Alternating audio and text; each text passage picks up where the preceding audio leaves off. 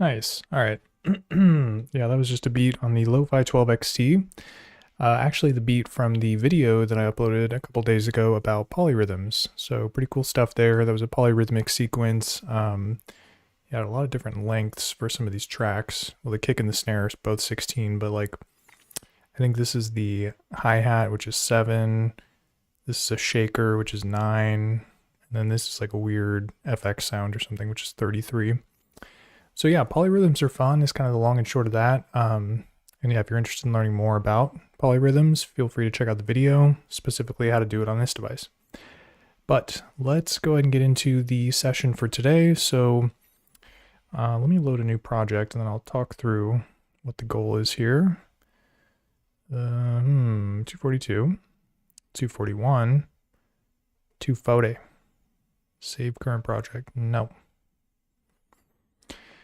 All right, so yeah, that's going to be creating, and basically what I'm going to be going over today is how to create an FX loop using the Lofi12XT, and then we're going to be using the handy dandy SP303 as well. And yeah, the idea is going to be using samples that are on this, sending them over here, doing some FX processing, which is what these devices are really known for, and then bringing them back, or bringing those sounds back onto the Sonicware Lofi12XT. For slicing and sequencing and all that stuff. Because yeah, these devices, they have great effects and all that type of stuff. Not great sequencer capabilities though. Legacy samplers often do not have, like, you know, the complex micro timing, that kind of stuff. So this device definitely excels at that. So we're going to get the best of both worlds by doing this FX loop. Okay, so we got a blank project here. We need to load up some samples. So let me do that. And yeah, I think I'll probably start with like a drum break on this one instead of doing one shots. And then we'll get some melodic content in the mix as well. So yeah, I've got my M8 off on the side here. You can't see it, but this is what I'm going to use to load up some drums. And I guess a good question is, can we hear the M8? So let's find that out. On today's episode of Can We Hear the M8? I am your host, Jay Immaculate. 10, almost there.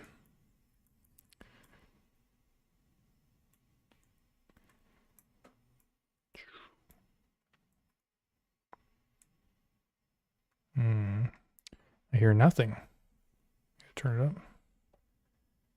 Still nothing.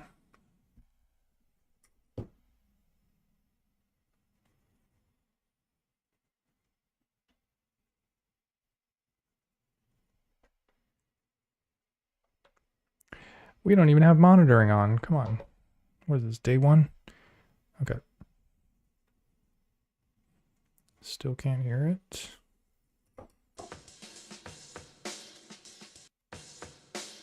All right, there we go.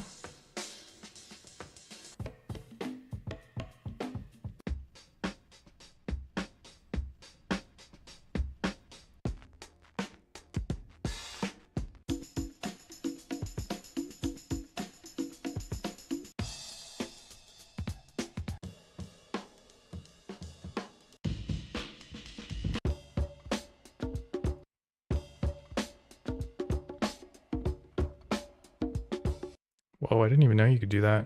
You can change like the threshold of the recording by turning the value knob.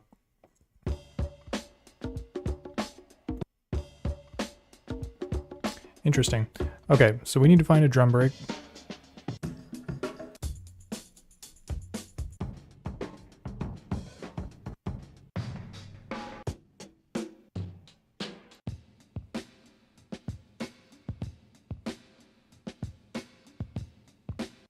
All right, that sounds pretty chill.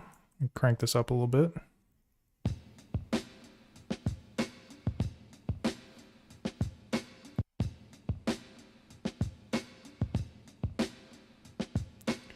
All right, so let's record that in.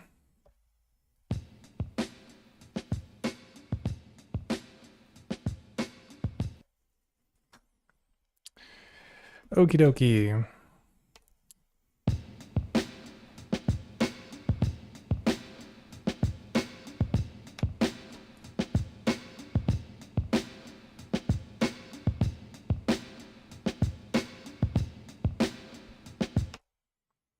Sounded pretty good. But yeah, the goal here is to get it onto the SP303 so that we can add even more effects like vinyl sim and all that kind of stuff.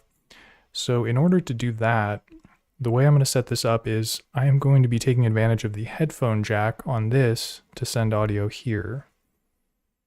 So I need a cable. And yeah, we're just using this kind of like red-white, type cable, because that's what the 303 uses. It has like these connections on the back. It was before quarter inch was popular, I guess. And yeah, the reason why the headphone jack is going to be useful to us is because you actually have separate independent control of the levels that come out of the headphone jack using this volume knob. So if I turn this knob, here I'll demonstrate.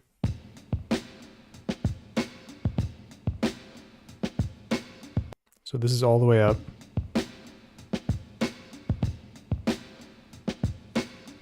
And then this is all the way down.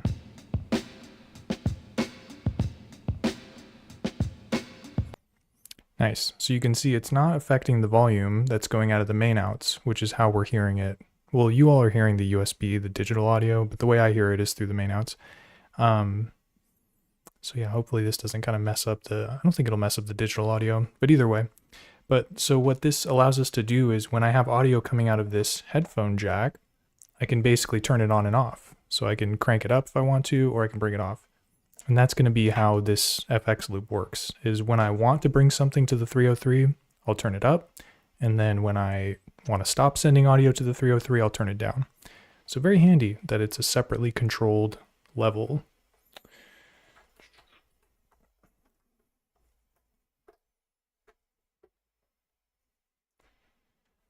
Okay, so that's all plugged in. And the other thing we want to do is avoid creating a feedback loop.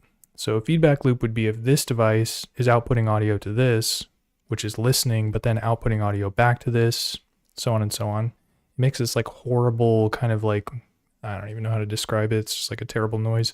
So we don't want to do that. So I'm going to make sure that the volume is down, and I'm going to keep that down until I'm done recording whatever I want to record. And then I need to turn this down and then bring this volume up. So that's kind of the main process, is you should never have the volume up on both of them. It should only be one or the other. Okay, with all that out of the way, let's see. Oh yeah, first things first, can we even hear the 303?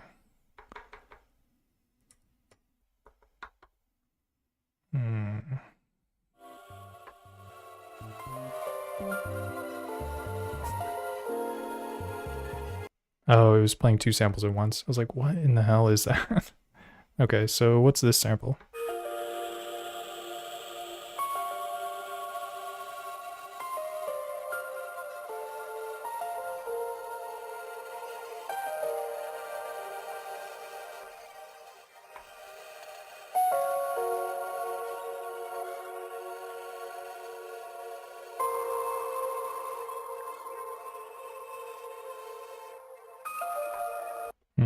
Sounds kind of dope actually, but we're gonna not mess with that. All right, so I can hear the 303, which is good news. So I'm gonna turn the volume back down. And then yeah, I'm gonna press the record button. And then let's check the levels here.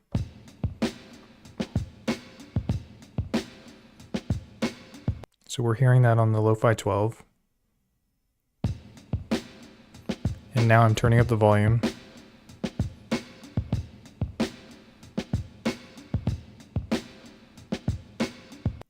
So the fact that this peak light is flashing means that the audio is going through, but we can't hear it because the volume's off.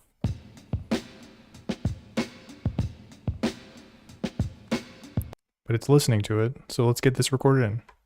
Press the pad, press record.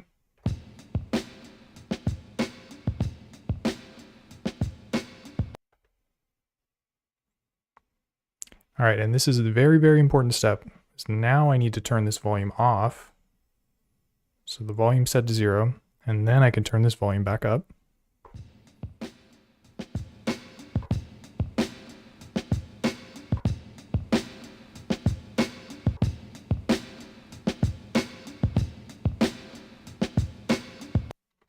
Nice, so it sounds pretty chill, and now we can do all the fun SP303 type stuff like add the vinyl simulator and whatever, sample it at a lower frequency and etc. So let's start with that.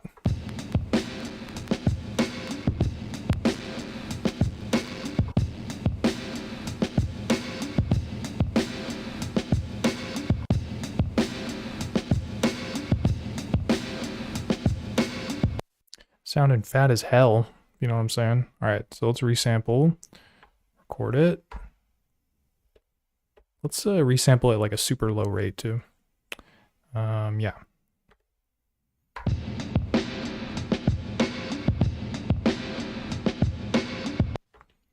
This is gonna sound crazy.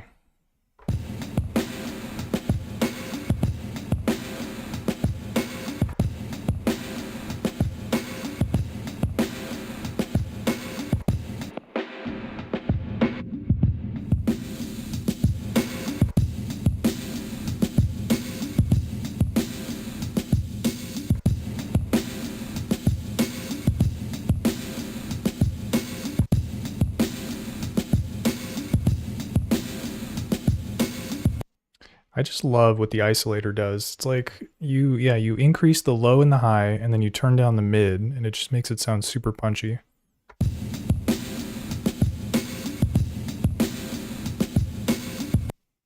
It's really a magical device. All right, so now I think we're at a good point where I can get the audio back onto the Lofi12XT. So this again is where you want to be very mindful. We've got the volume all the way down, so we're not going to create a feedback loop. And then from here, I just need to, record. Yeah, I can definitely see it.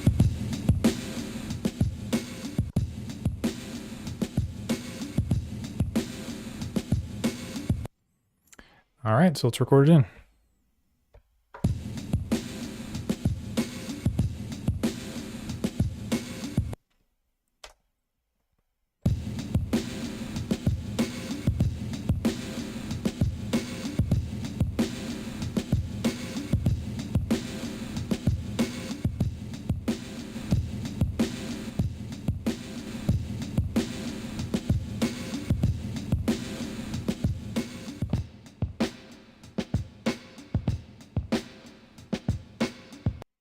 So yeah, comparison. This is the without the signal processed. And then here's the processed one.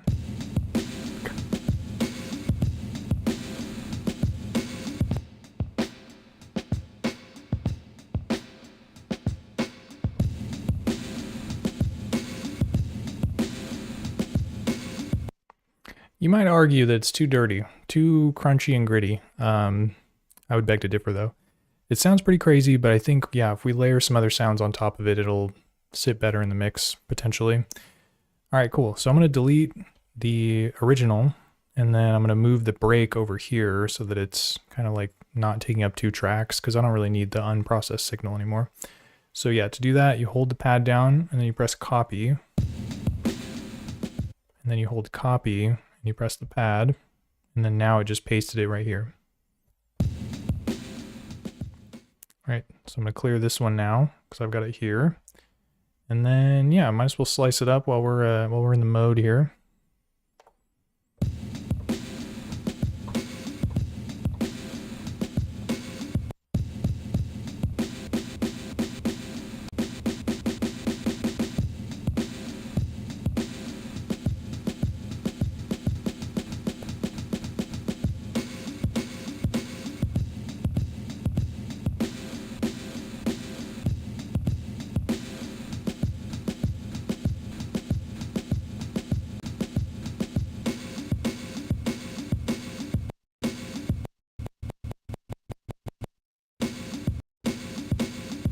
Just need to get rid of that, whatever you call that noise. That wick noise. Okay, so this one's all good to go. Or actually, I gotta put it on a mute group now.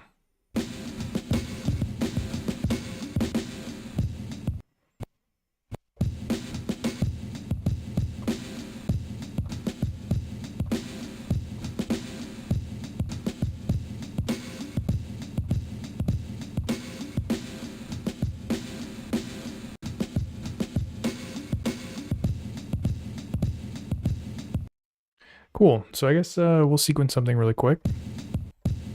Not even sure what tempo this is. Whoops.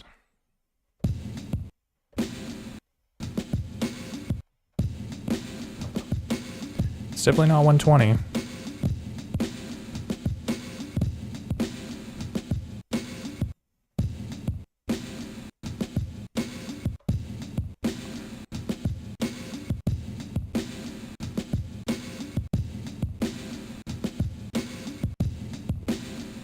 Wow, it's faster than 90, which is pretty quick. I'm gonna lower the pitch maybe, see if we can get it at 90.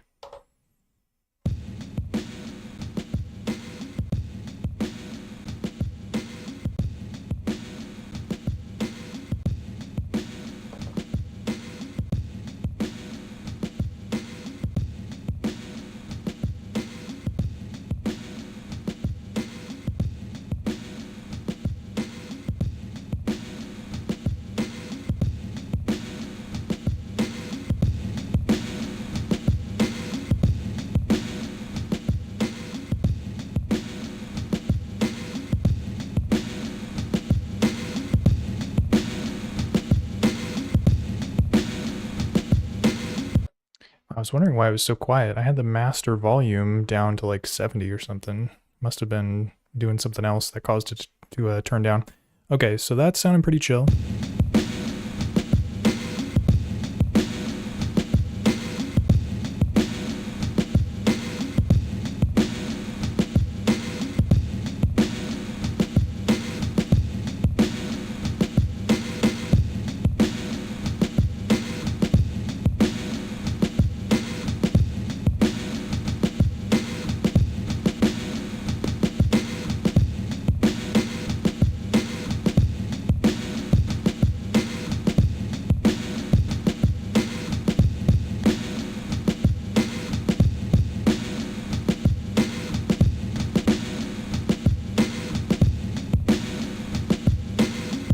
Not gonna overcomplicate it. All right, so let's add some more samples through our FX loop here. So I'm gonna load up something else. Turn my little knob here. All right, let's see what else we got to work with.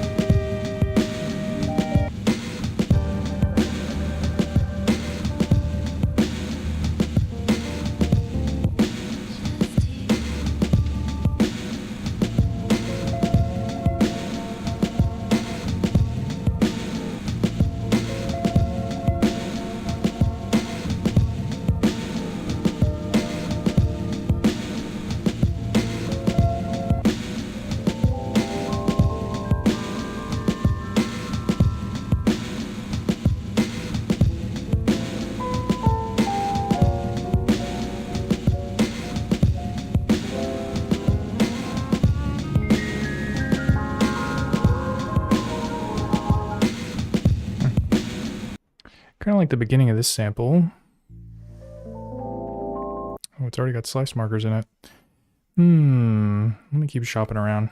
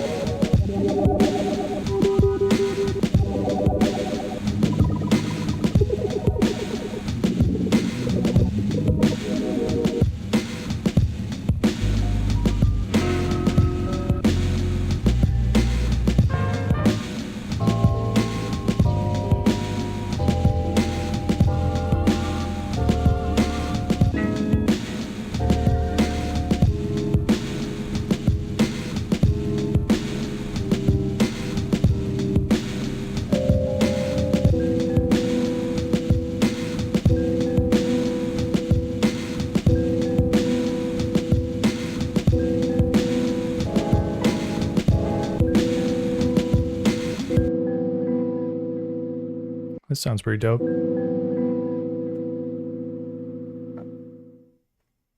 Let's record that in.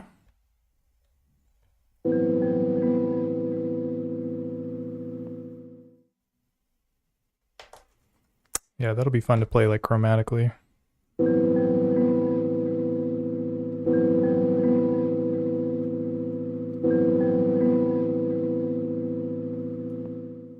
Sounds pretty muddy though. I might have to like try to clean it up on the 303. Okay. Oh, well. All right, so I'm gonna turn the volume all the way down. Did not mean to press that. And then yeah, I'll turn this up. You really gotta crank it. And then now let's record it into a blank pad here. Or here, hold on a sec. So you can see the peak light is lighting up. Turn it down a little bit. And then let's record it in at, we'll record it in at long, which is actually the same sampling rate as this. It'll be 22 kilohertz. All right, and then let's do it.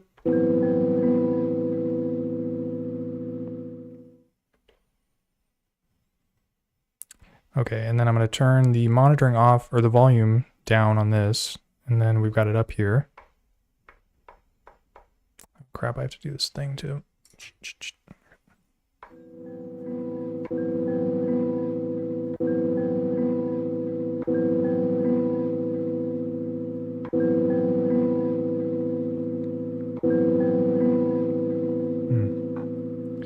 So yeah, still sounds a little muddy, but I think we can clean it up with the isolator.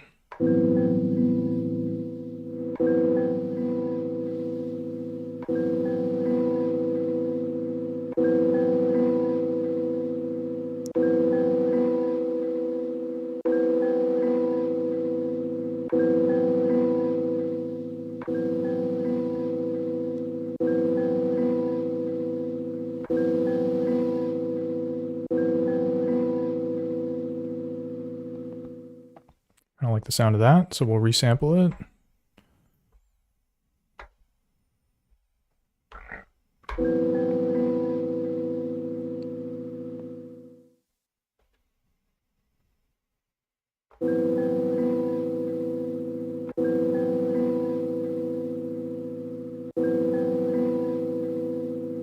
Interesting. Kind of added something to the high end, it almost sounds like. Like a little extra fuzz. But yeah, let's play around with some more MFX. So I did isolator. What else is fun here? Lo-fi, radio tuning. I wonder what that sounds like.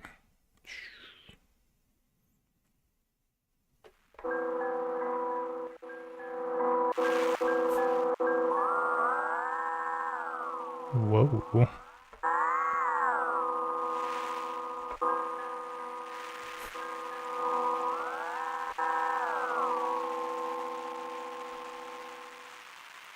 So it's just adding that noise.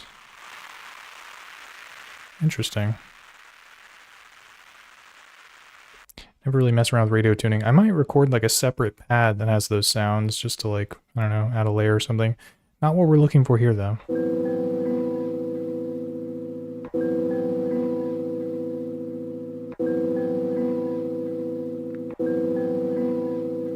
Maybe wah?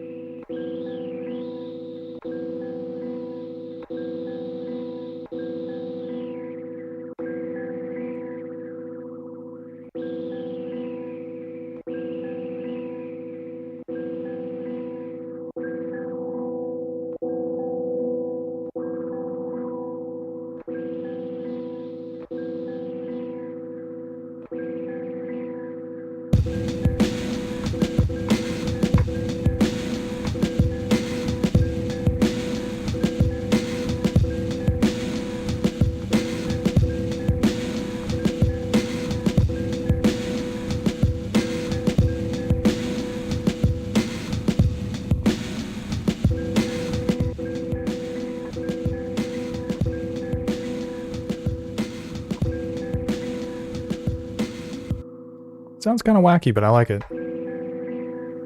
It's making it do this weird fluttering thing, but it's kind of like a wow and flutter type effect or something. All right, let's get it back onto the Lofi12XT. So we're going to clear out the pad that I originally had it on, and then shift record.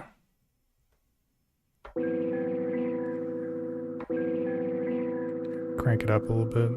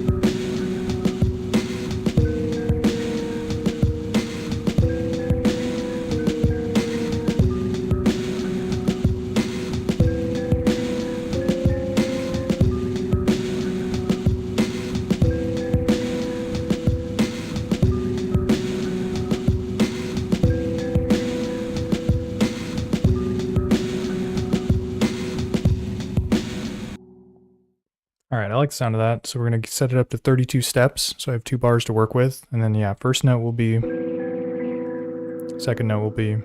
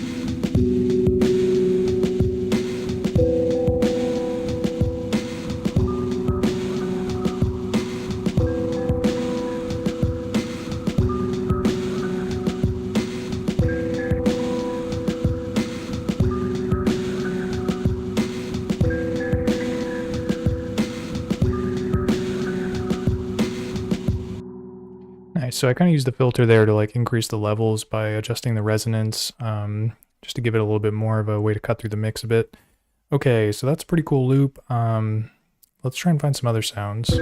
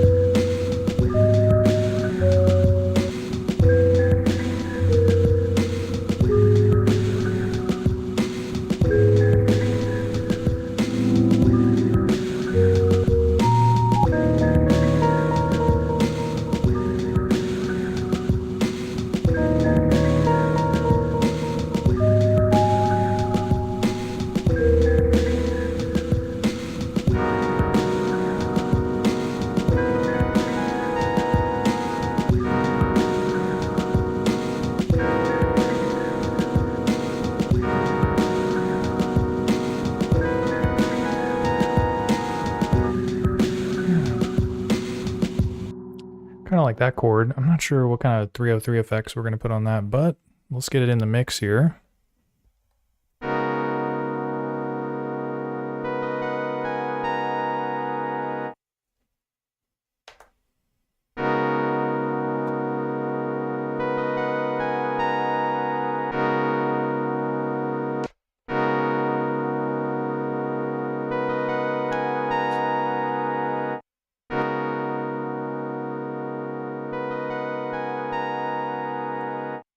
Still got a decent amount of clarity too. I feel like with the other sample, it kind of like sounded really muddy after I recorded it. Yeah, it sounds nice. But what do you say we kick it over to the 303 and get it sounding nasty? So let's, okay, same deal, record. Bring in the volume up.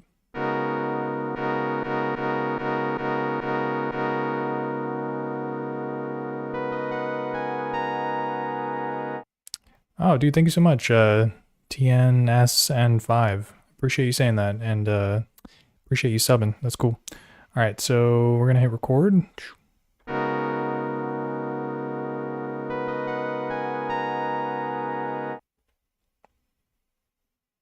Nice. Yeah, I don't even know what I'm gonna do with that tail end of it. All right, so bring the volume down, then bring it up. Switch my thingy. Dude, a Donner B1. That sounds dope. What is that? Is that a sampler or a keyboard or something? Synthesizer?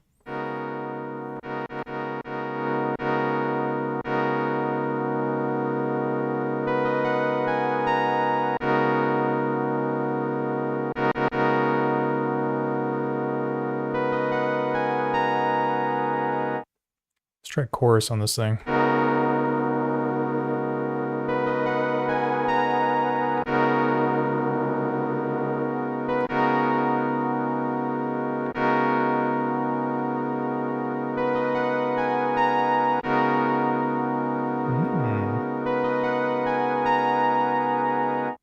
Sounds dope.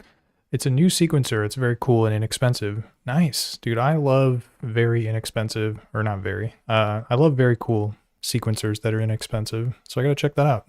Donner B1. Making a note.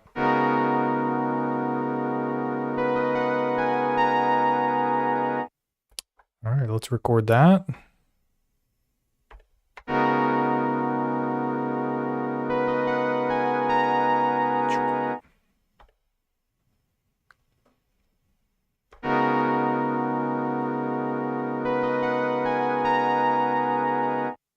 So we've got the chorus on it. What else can we get? Delay, maybe? Where is delay?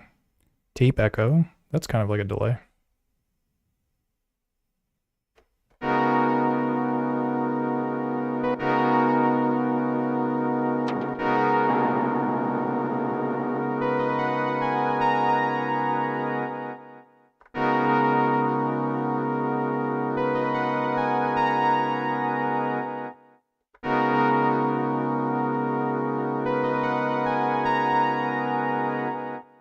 I think I'm gonna get rid of that like kind of flutter, or not flutter, the notes at the end there, so it's just like the first chord. Oh yeah, new to the synth, still trying to learn? Dude, that's what's up. Yeah, learning synthesis is like crazy. There's so many different types, like additive, subtractive, probably some others, frequency modulation, all that kind of stuff.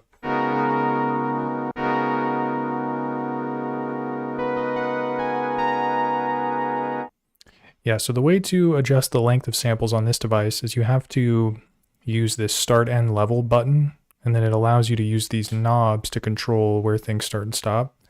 So I think if I press it and then I turn this knob, it affects the end of the sample.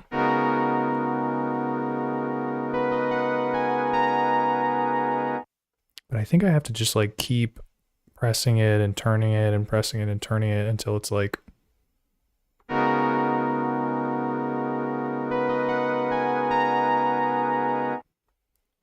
doesn't seem like it's doing anything.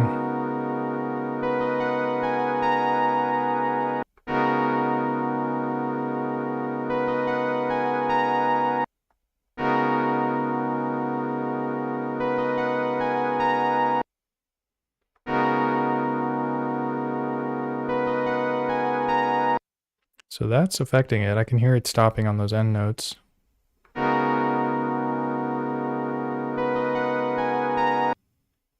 Gosh, it might be easier to just resample it. Here, this is what I'm gonna do. I'm gonna resample, record it in, yep.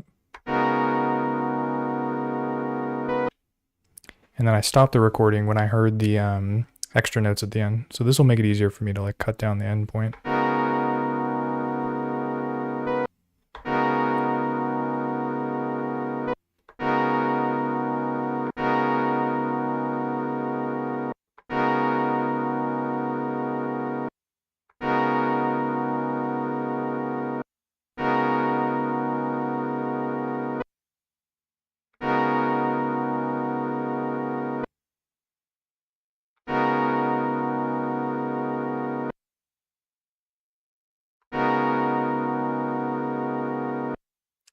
There we go. That's good. So yeah, it really makes you appreciate those samplers where there's a screen and you can turn the knobs and stuff. But resampling, it's one solution. Okay, so we've got the start and end level dialed in. Let's get back to that tape echo.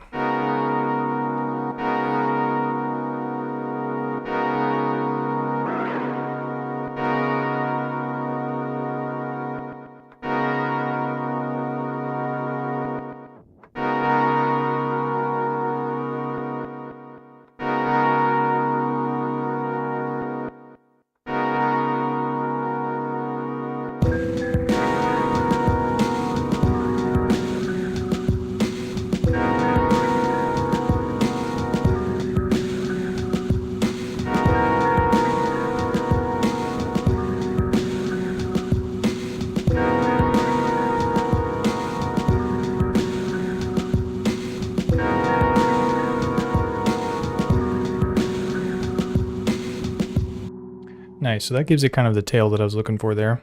So let's get it recorded back in, unless I want to add something else to it here. Let me just check the effects. No, I think we're probably good. All right, so yeah, let me record this.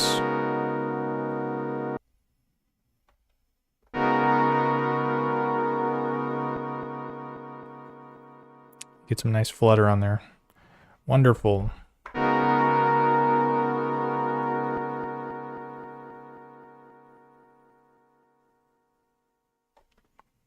Nice little tail there too.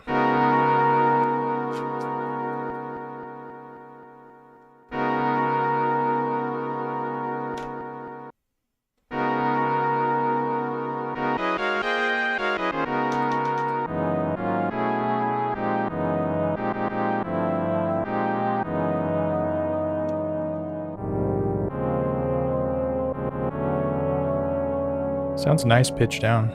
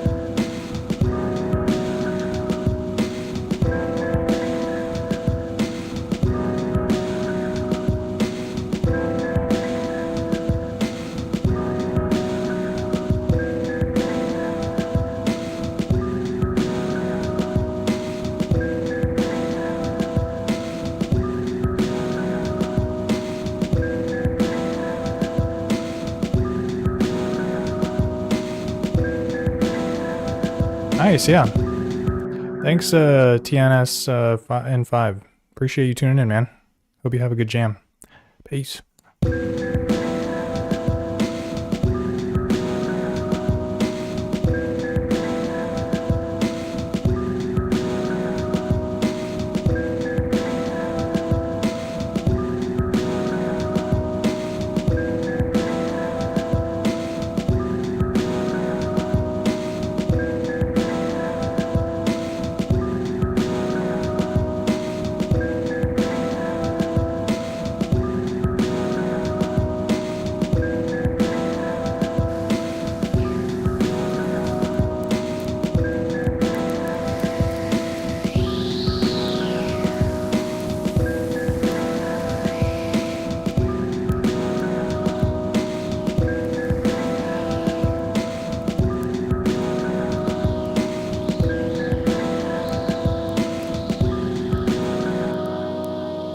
So what you're hearing right now is the sweet sound of the radio tuning effect. It's like, what? I don't even know what I want to do with this.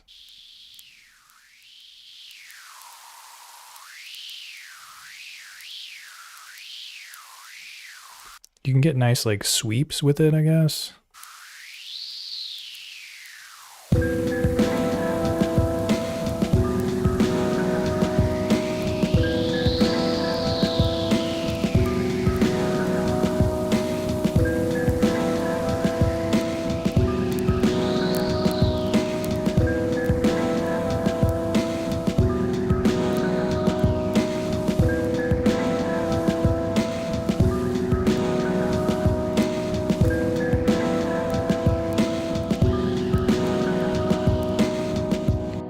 Yeah, not sure what exactly that's about, but okay. I think we need a bass. We're ready to play some bass on this boy. So let's get that loaded up. We're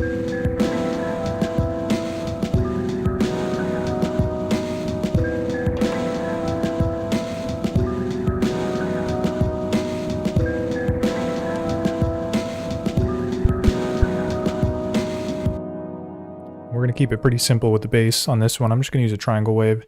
But yeah, if you're not familiar with how synthesis works on the Lofi12XT, you're going to learn today. So basically what this thing does is you can load up single cycle waveforms that act as like oscillators, essentially, kind of like on a synthesizer. So here I'm going to set this triangle wave to loop mode by pressing the right auxiliary button. And now when I hold this, it's pretty loud. Let me turn it down. But yeah, it's a nice beefy bass tone. You add a low pass filter on it and you're good to go, basically. And then you can turn on the envelope to give it a little bit of release. Not really necessary. And then yeah, you can play it chromatically. Still sounds kind of, yeah, 8-bit-y. So let's get that filter on there. Dang, that's a nice sub bass. You might need headphones for that one.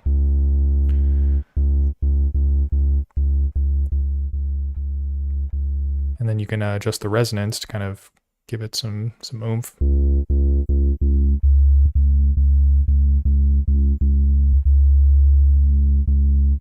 But yeah, let's hear it in context.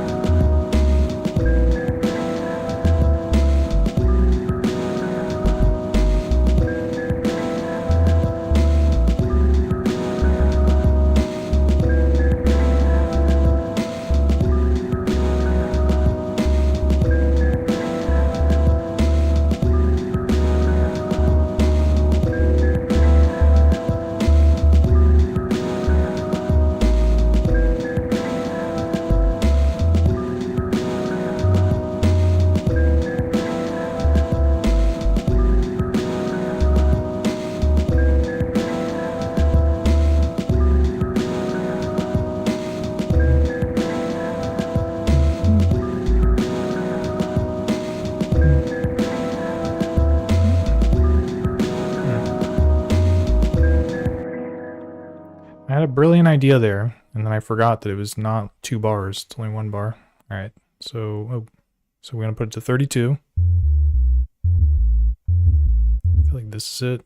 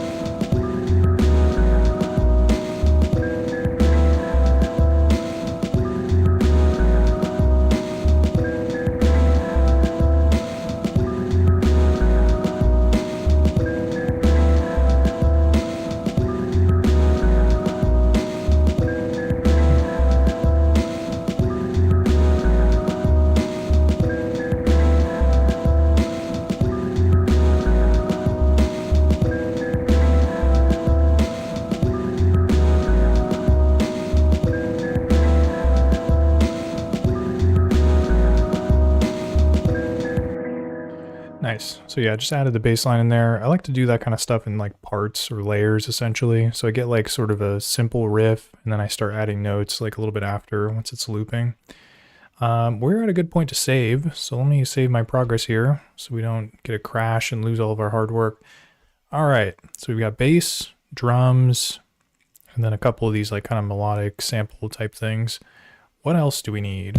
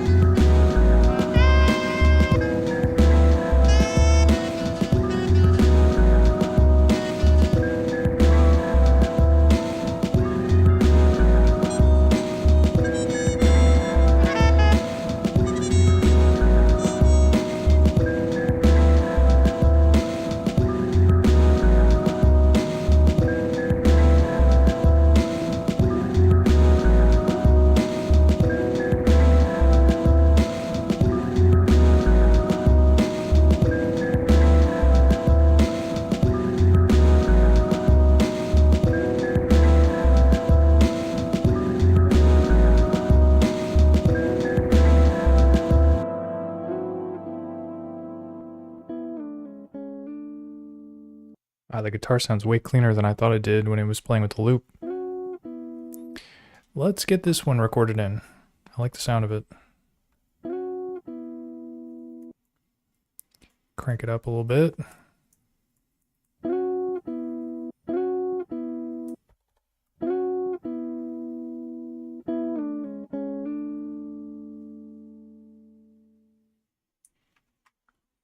Okie dokie.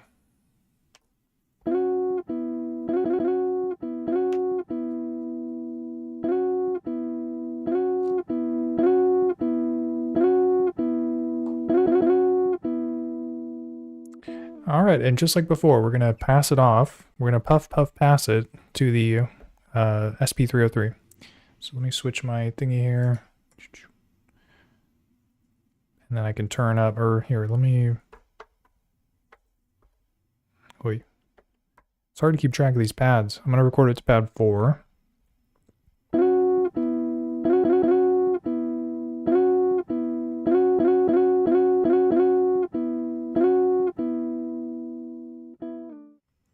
Let's hope that's loud enough.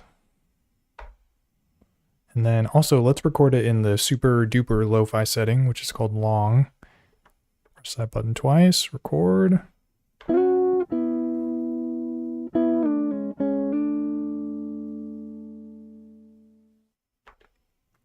Yeah, and putting it on long is going to give it like a lot of artifacts and stuff, but I think it'll help kind of bring out the high end a little bit because it kind of just, yeah, it adds this ringing noise that's a little bit high frequency.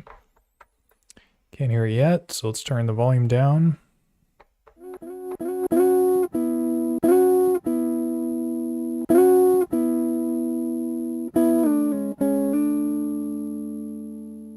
Wow.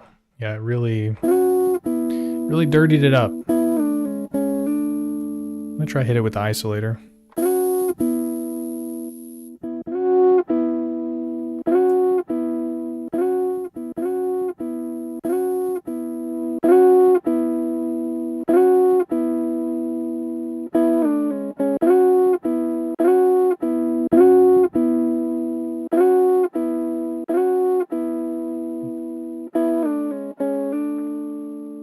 Yeah, not really too much bass in there, so can keep this knob low.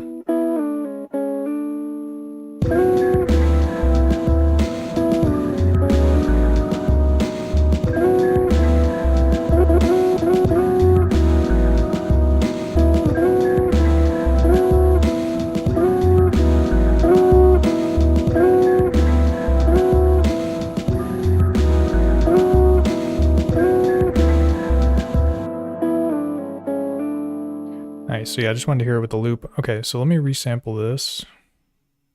Record.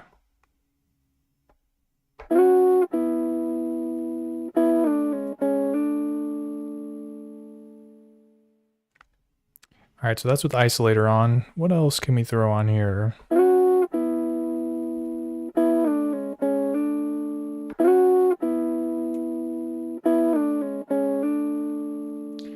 does the octave effect do? Do not remember.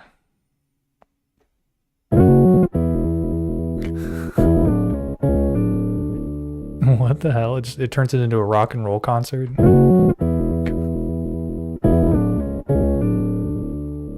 Sounds like there's like a bass guitar playing with it. That's super weird.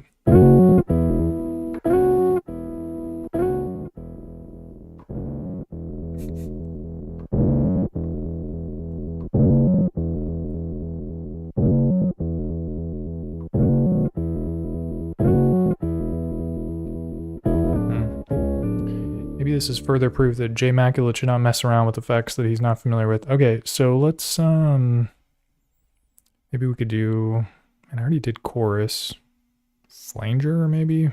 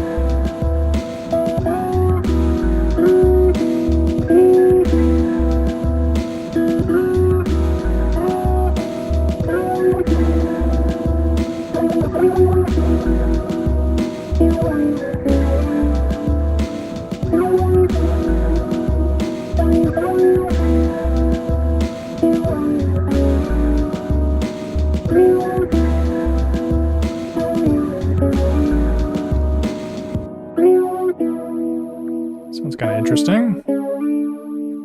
What the heck? We'll try it out. Okay. Whoa. It's the clean signal. Alright, so let's get it back in the lo-fi. So we're going to record it in. Man. Thing is loud.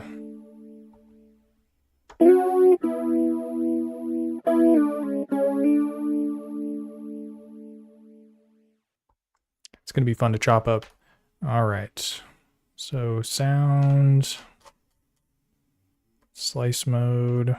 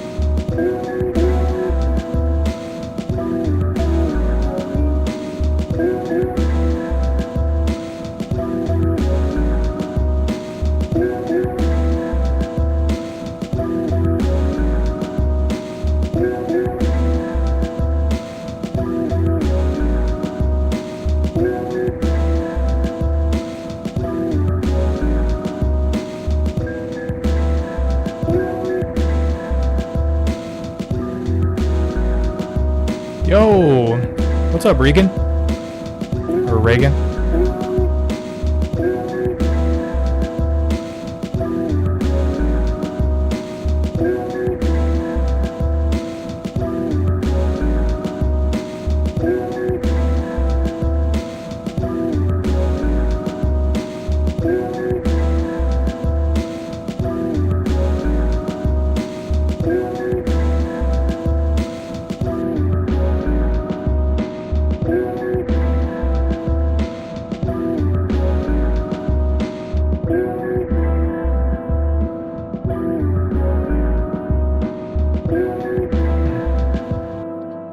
Nice. All right, so just add a low pass filter on there. I want to see how that sounded.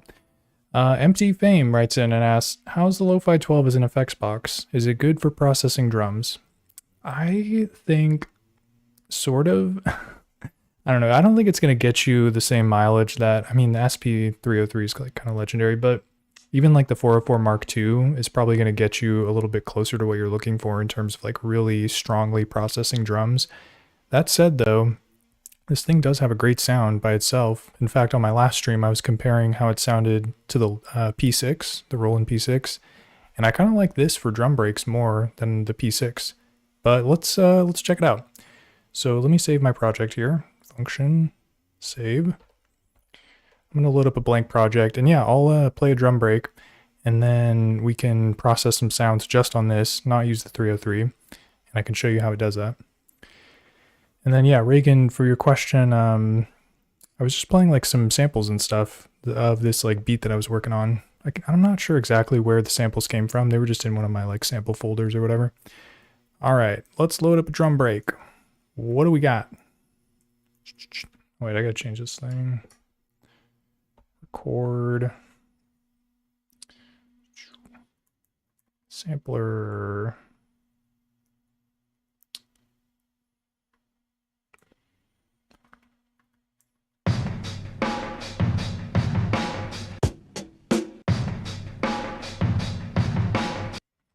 These drums are like pretty loud and schmacking, but let's see what kind of effects we can put on them.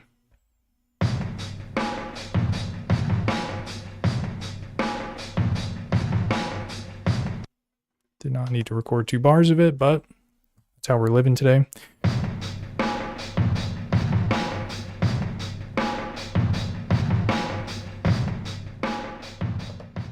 And yeah, let me get it looping so that, because resampling on this is kind of weird too, which I'll explain in a second.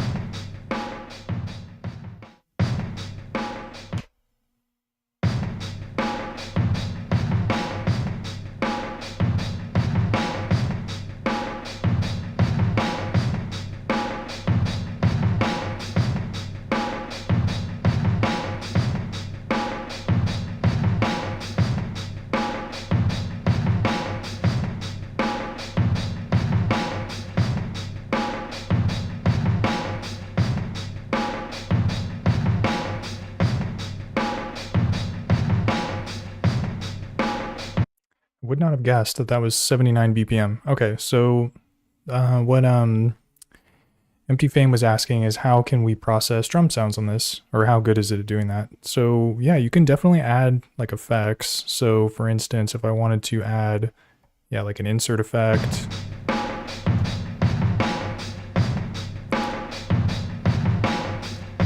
Let's try like the crusher.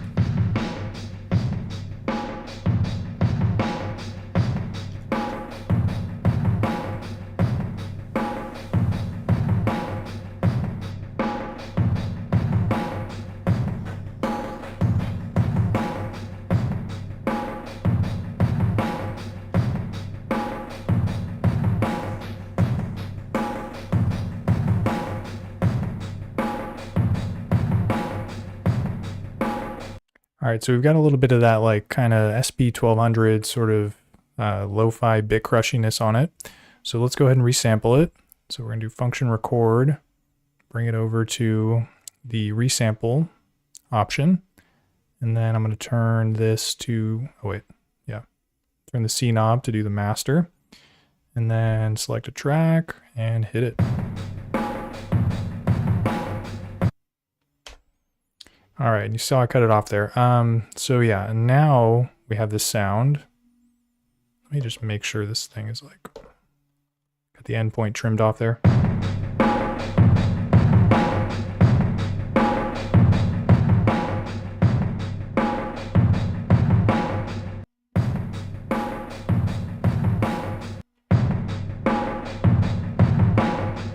It almost sounds like we lost a little bit of clarity.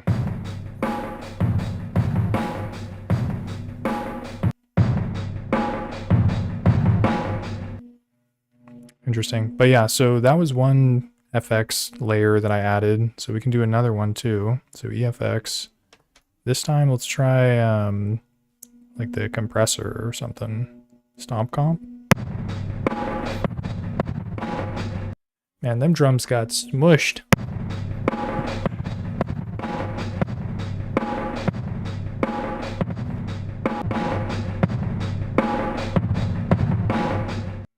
Maybe stomp comp isn't the right one. Let's try the other compressor, which is the rack comp. Sorry about that. I don't know how to make it quieter.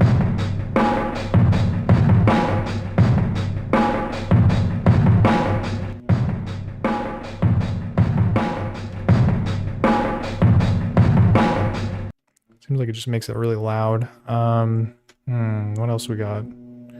Oh, we got vinyl noise. It's a little subtle though. It's definitely not like the vinyl simulator that you would expect from something like this. Isolator maybe?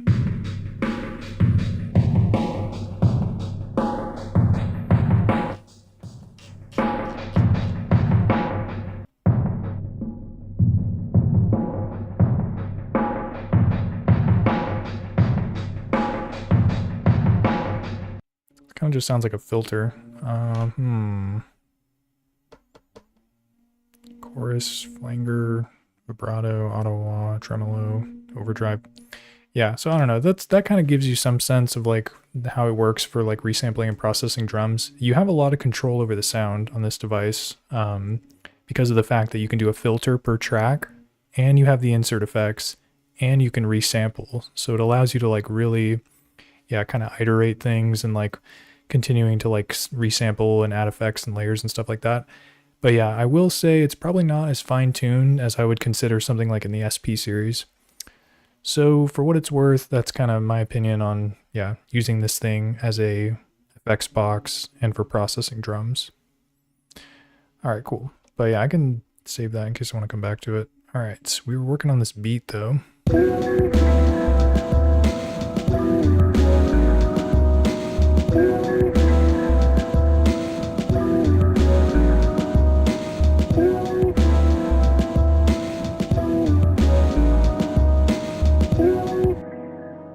Yo, Flux Vanity. That was the Led Zeppelin When the Levee Breaks drum break?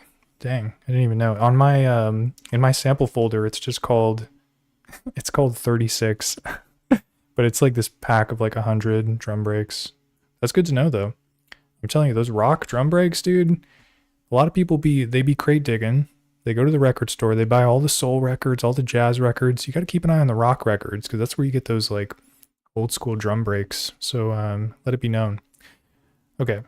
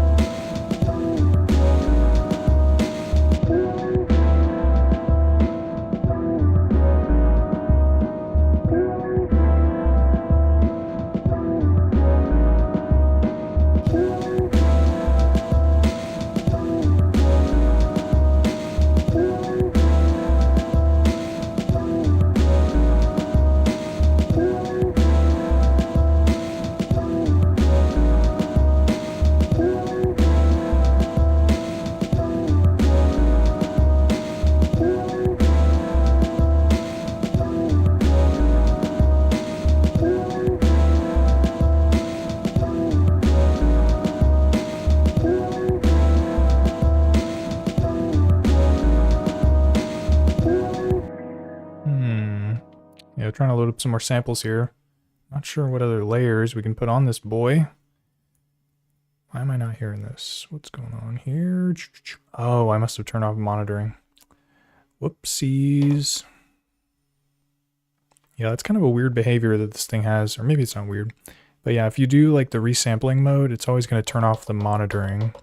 So if you're not hearing your inputs, just make sure that you switch back to the, other inputs. Still can't hear it though, what the hell? There we go.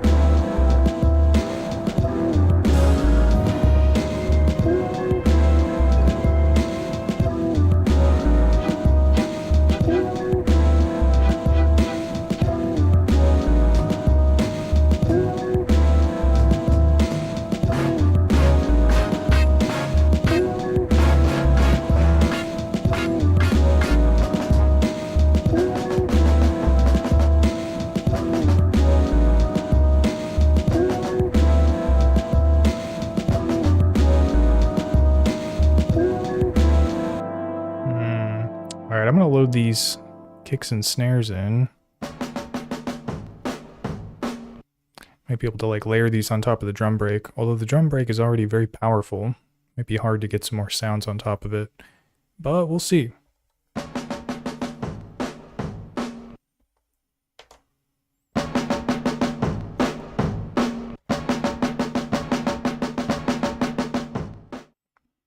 And yeah, definitely want to slice this one up.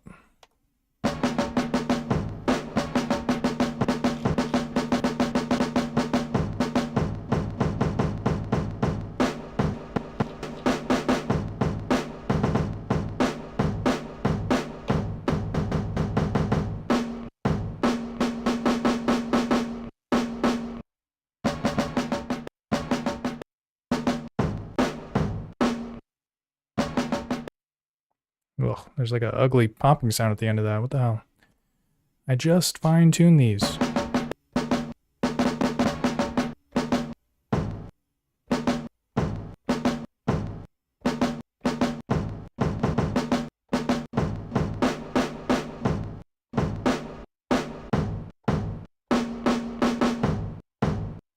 Nice, okay.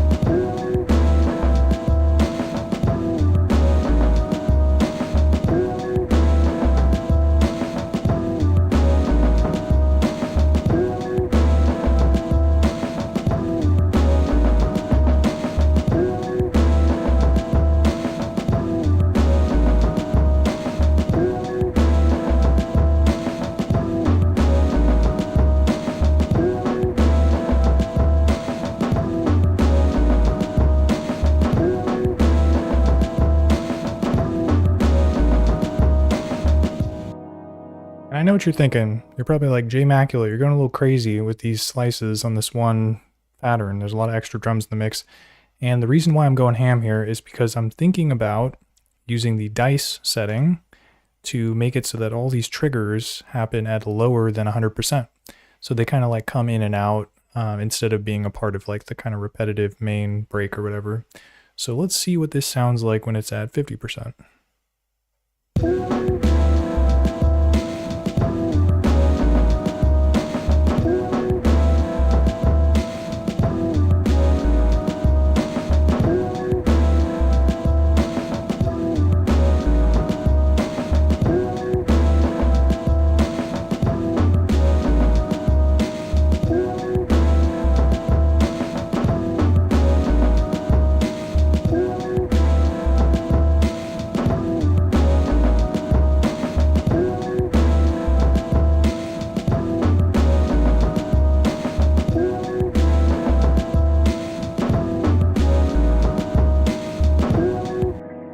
Nice. So yeah, that was kind of my plan there, was sort of to use it as, yeah, having it be randomized a little bit in terms of what triggers to give the drum break a little bit more variety.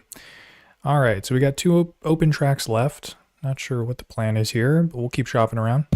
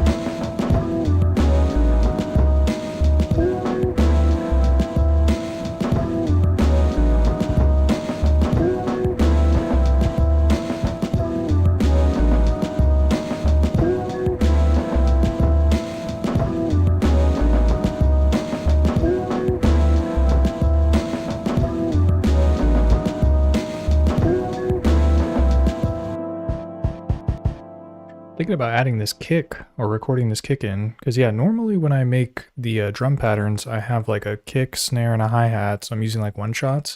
So with the drum break, I have a little bit less control over the shape of the sound because it's like all the kick, snare, and the hi-hat are all on one track. So yeah, I feel like adding an extra kick, kind of like what I did here with the snare, gave me a little bit more control over the sound and stuff. So I think I'm going to bring this kick in.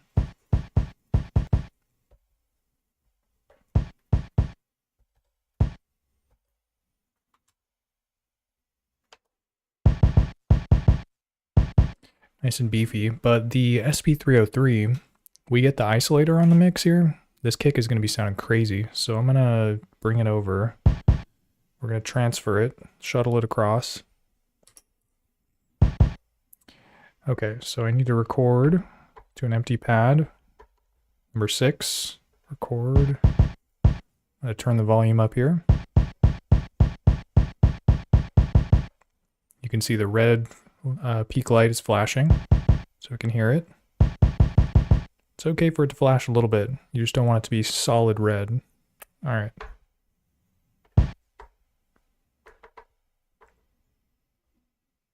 And let's take a listen here. I started the recording a little bit late, so I need to adjust the start point.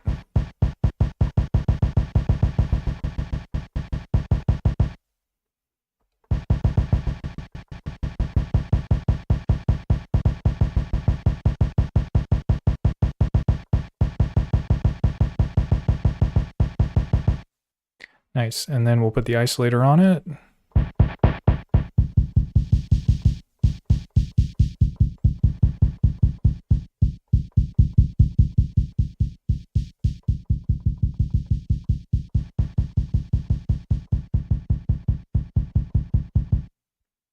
Telling you, man, the isolator on this thing is like, they figured out something special there.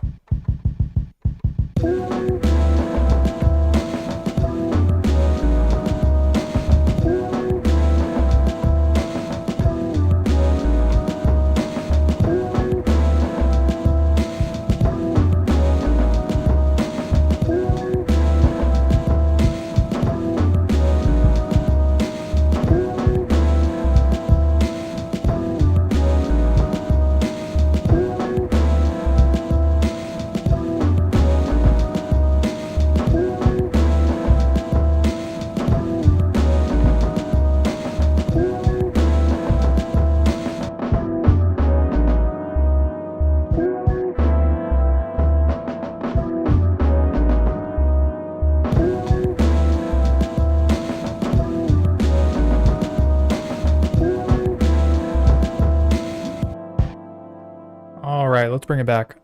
So yeah, what I need to do is go to record.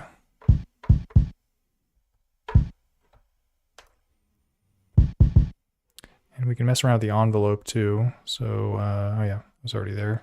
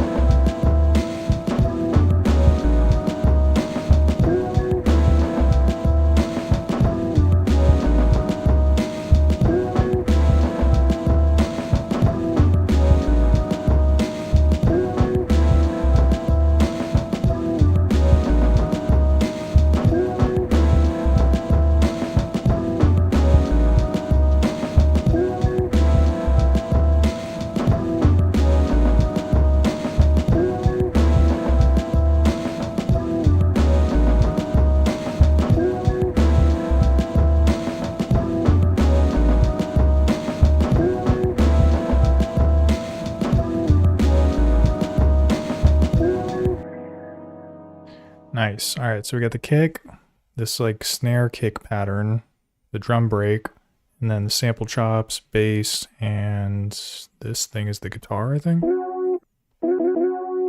Cool. So we got some decent layers here. I'm feeling pretty happy with this thing as being kind of like a skeleton that I can sort of add or shift stuff around on or whatever. So let's just go ahead and save that. Boom. And then, yeah, maybe I can work on something else. So let me shop around for a sample.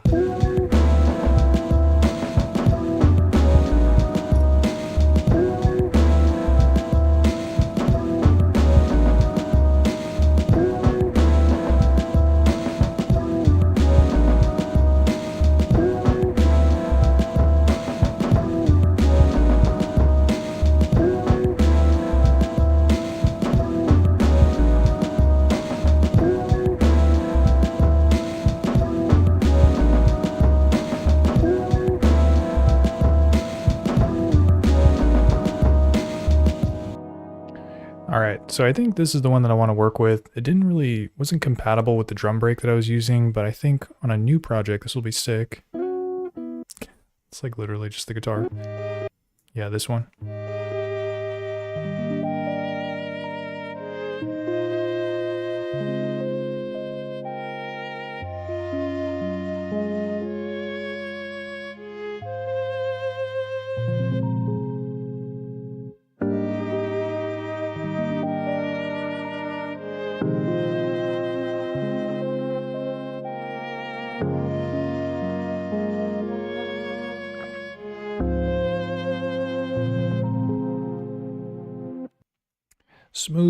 Smooth like butter. Okay, so we're gonna record that in. I'm gonna pitch it up though, so that we can get the full shebang. So I'm gonna load up a blank project or a blank pattern. Nope, not that one. Pattern 17. And yeah, let's see the levels real quick. It's a little low. Let me turn it up.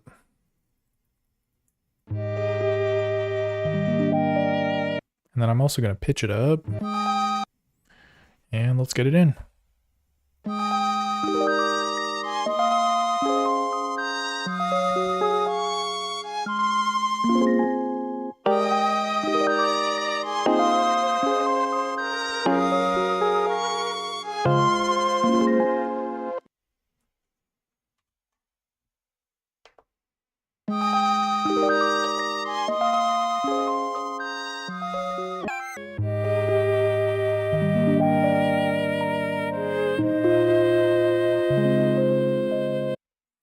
already sounds very nice by itself, but let's get that 303 magic in the mix. And yeah, I've been using a lot of these sample pads, so what I'm going to do is just clear everything, hold cancel, press delete, and then this is the delete all function, and it works for the internal memory or for the card storage. So I have a smart media card, so we're going to do the card storage, delete.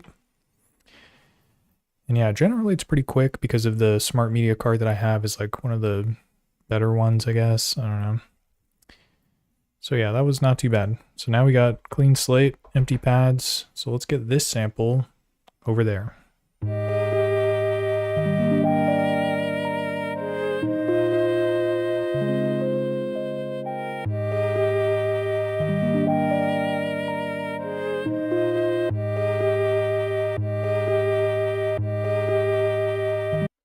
Okay, and then I'm going to bring it down super duper crunchy. Let's go for that lo-fi.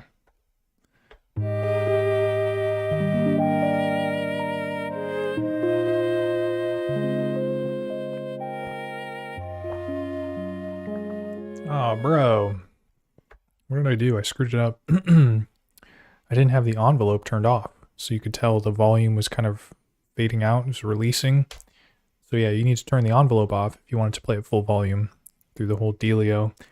All right, let's try that again. I'm gonna delete that one. Get it out of here. Strike that from the record. And then yeah, the level should be fine. So I think I can just hit it on long again.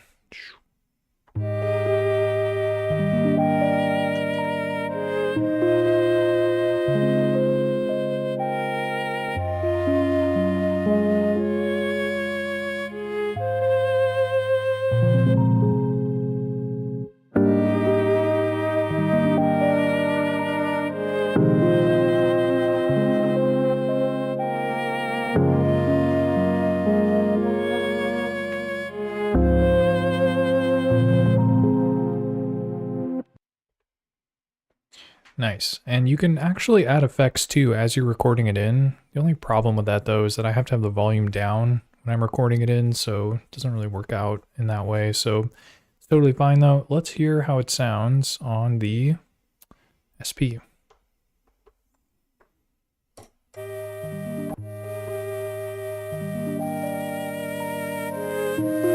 Straight nasty.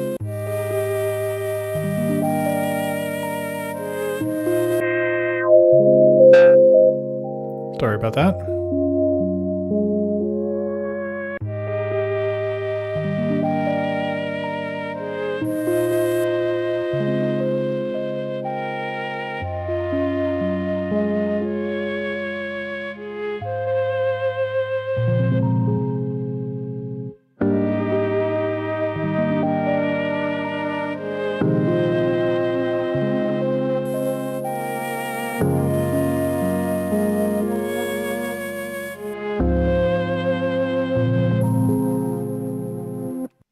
Yeah, so when I use the long mode, I generally like to use the filter and drive effect to kind of like shave off some of those high-end frequencies that are like super, yeah, that kind of like ringing, kind of bit crushy type sound.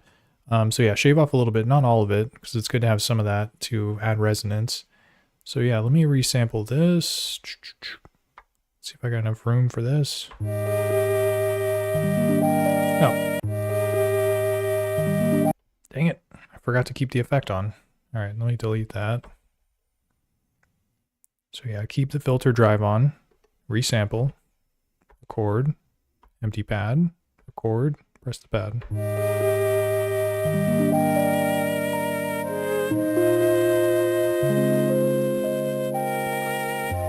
Hey, what's up, Jamie Rice?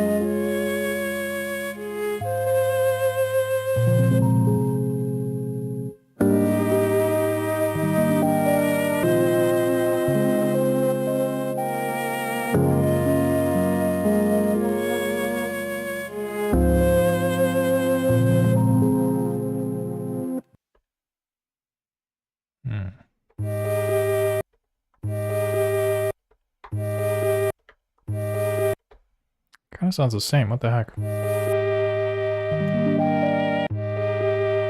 Did I forget to turn it on? Like, what the hell?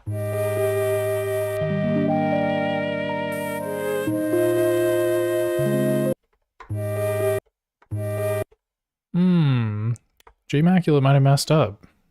Let me like verify this is actually on.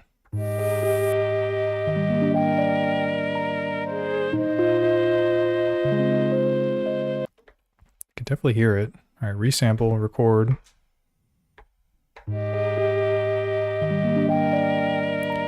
Bizarre.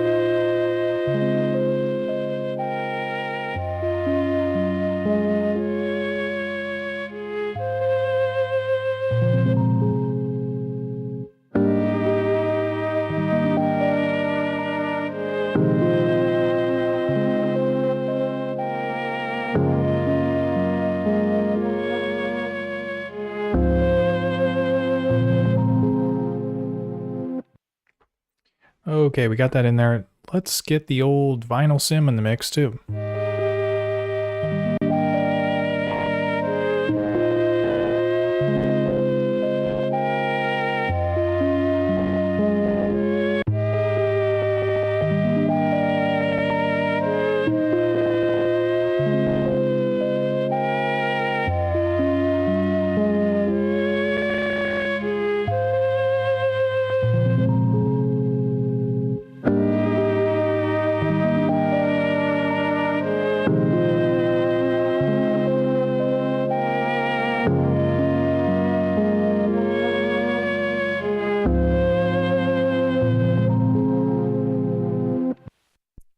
Nice. All right. Yeah, I don't like to go too crazy with the wow and flutter. Just a little bit, I think, is good. But yeah, you crank the compressor, get that nice high level kind of sound. Okay, I think we're good to record it back in. So let's go ahead and do that. Function record. How are my levels looking? Pretty good. Okay.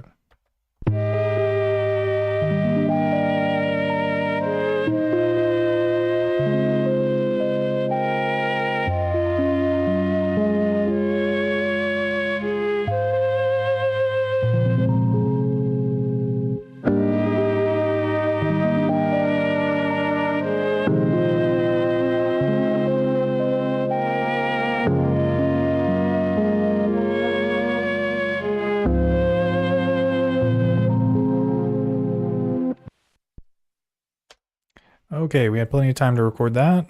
Let's take a look here.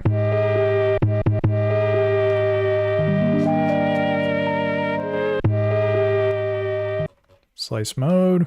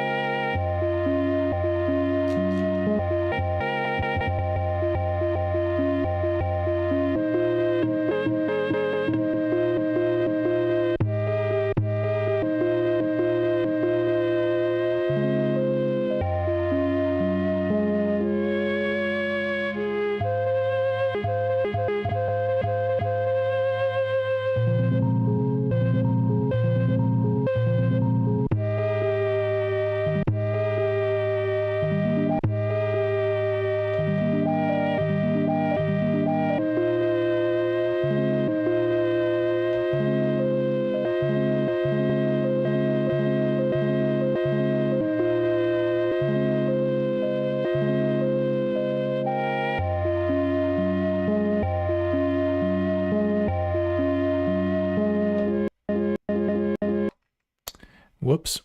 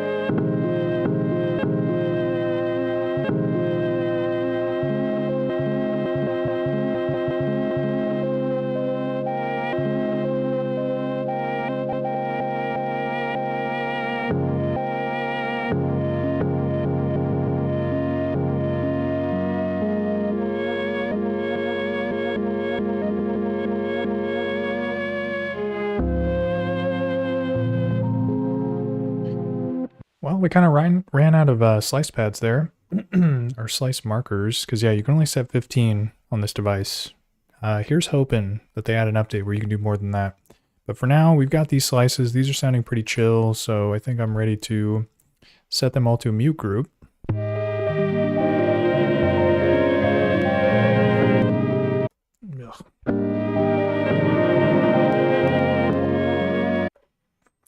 There you go. That's how you do that.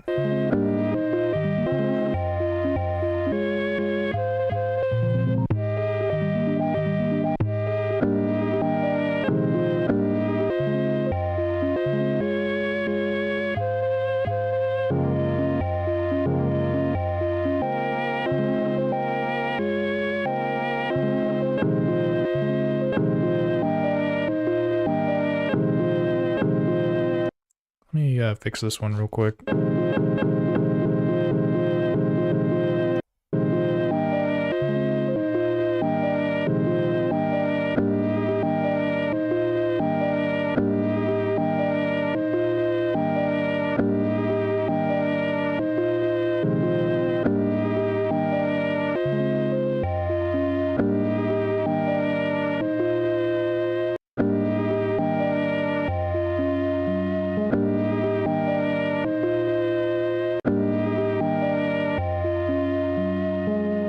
Something like that, I guess.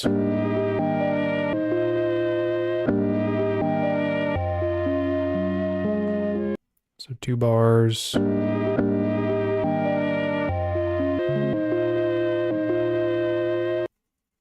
then second bar.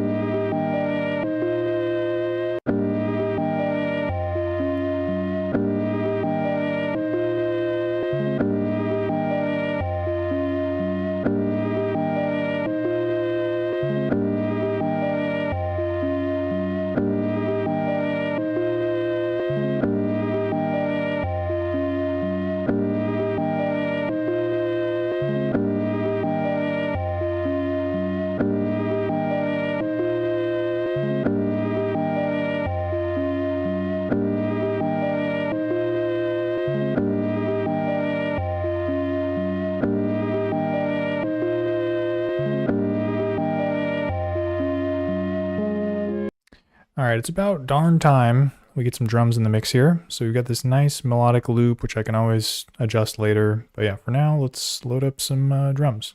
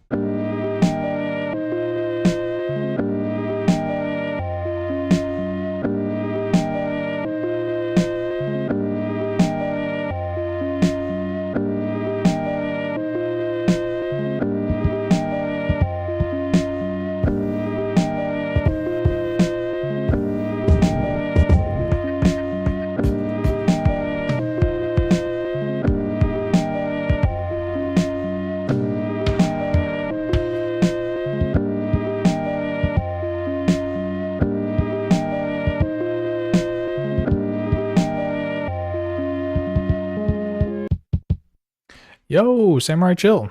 What's cracking, dude? You chilling?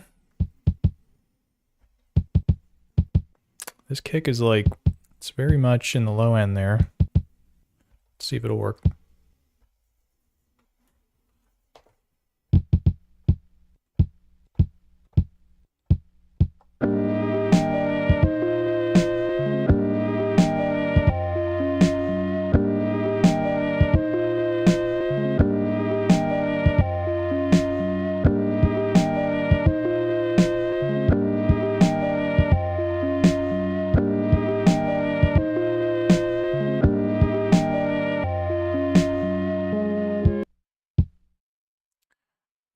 let's do some micro timing here.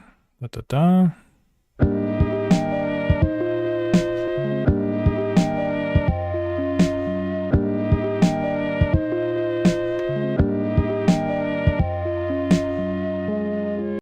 Yo, I just realized all these notes are 127 velocity. I think it's because of a setting that I changed in like the MIDI or pad or something.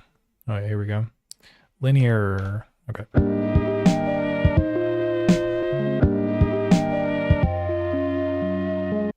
Oh yeah, thanks, dude. Yeah, this 303, I guess I do have it like kind of covered in stickers and stuff, but it's pretty clean. It's not too scratched up.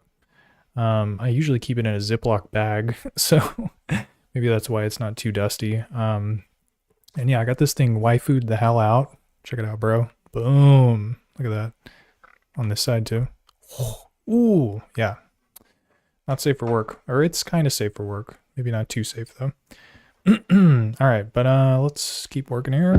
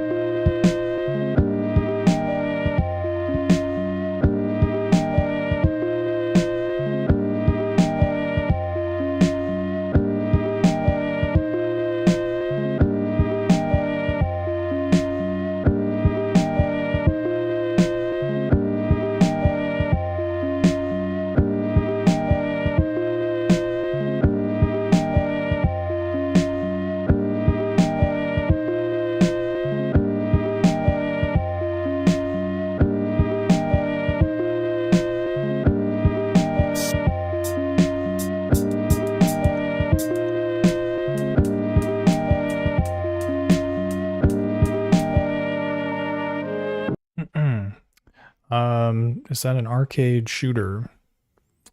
What are you talking about? Is there like a, oh, like what characters are these games from? Is that what you're saying?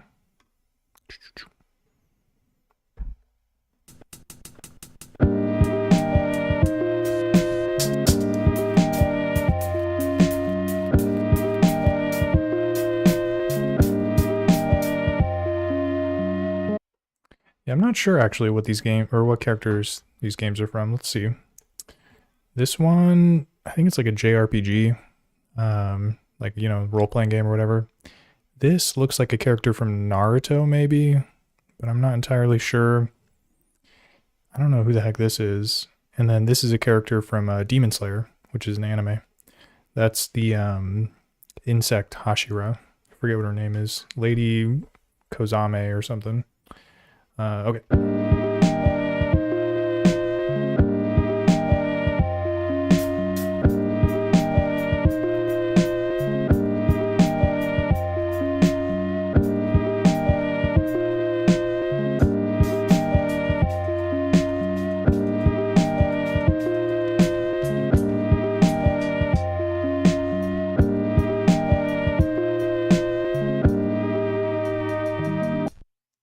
Is this loud enough? Yo, what the hell?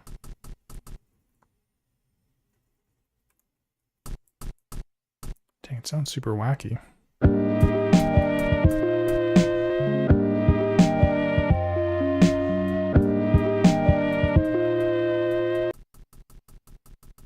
I guess it just has a lot of like mid frequencies or something. All right.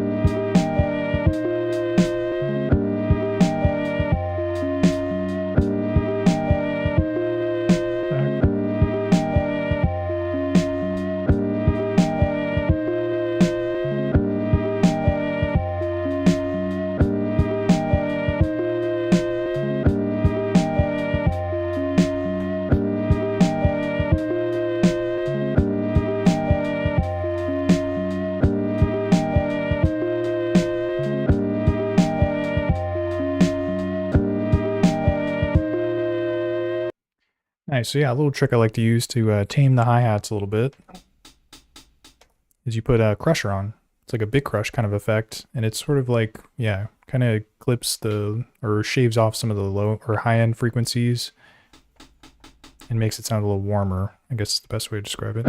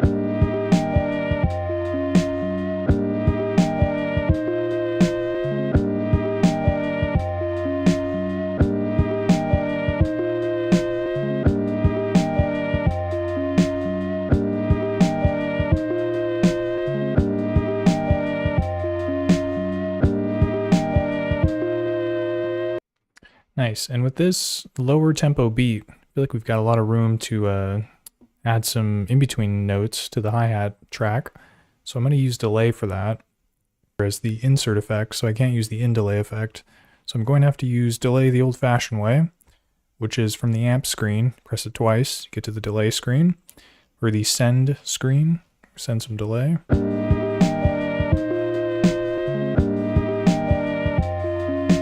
And yeah, I'm just going to crank it up and then dial it back.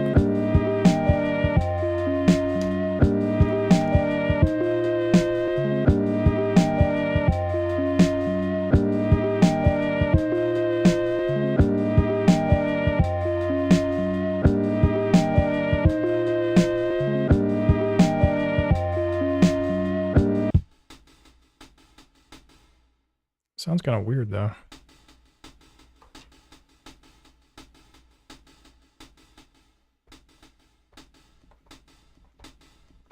Maybe I'll add an envelope to this thing.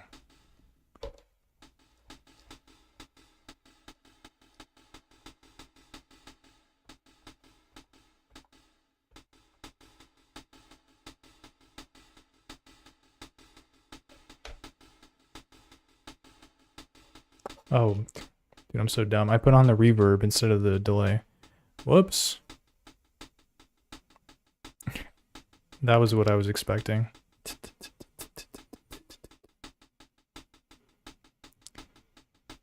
Alrighty.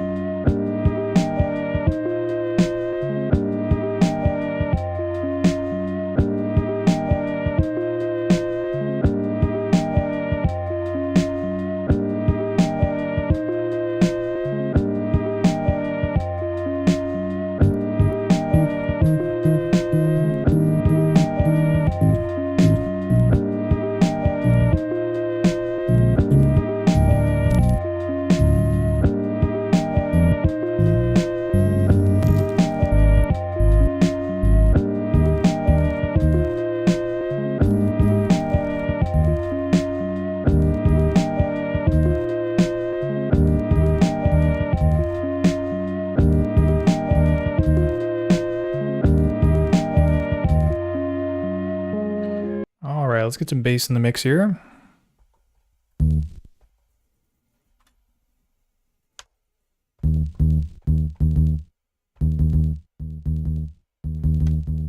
Turn off velocity sensitivity.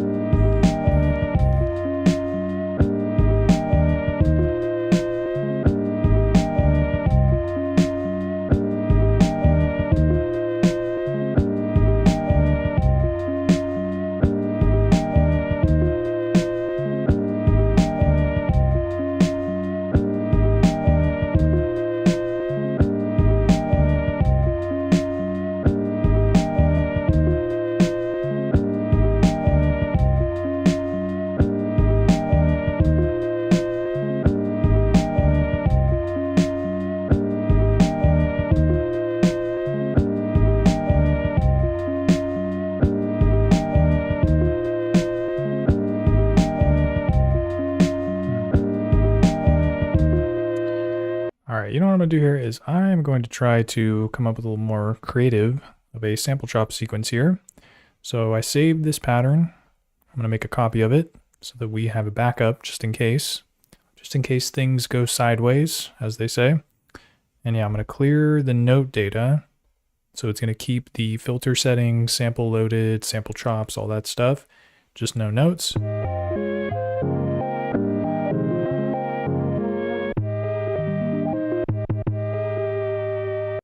Let me bring this sample chop back a little bit too, or forward a little bit, I mean.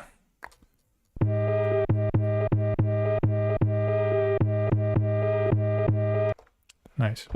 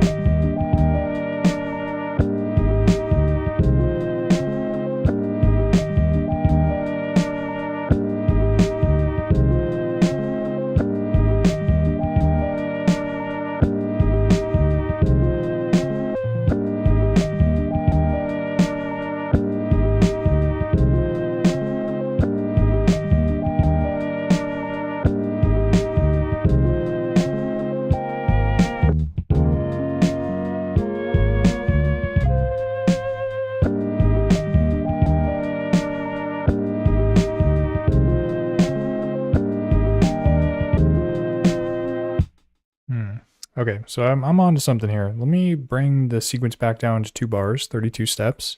Hold function, turn the knob. So it's going to clone it. So I have the same 2 bars in sequence here. And then I think I want this the third bar, so the first part of the second half. Gosh, that's confusing. I want this to be the same, but then this is where I want to play the different notes on the 4th bar. So let's see if I can punch something in here.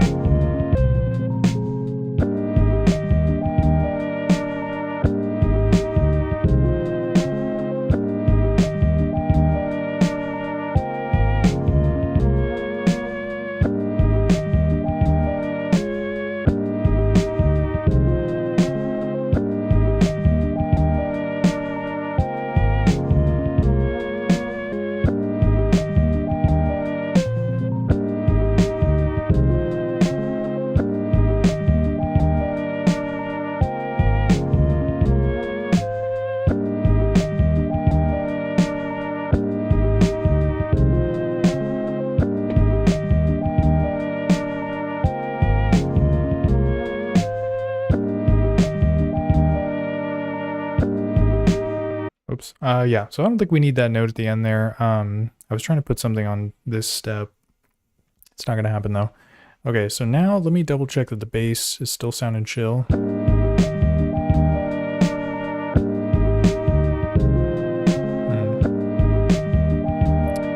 I can re-record it.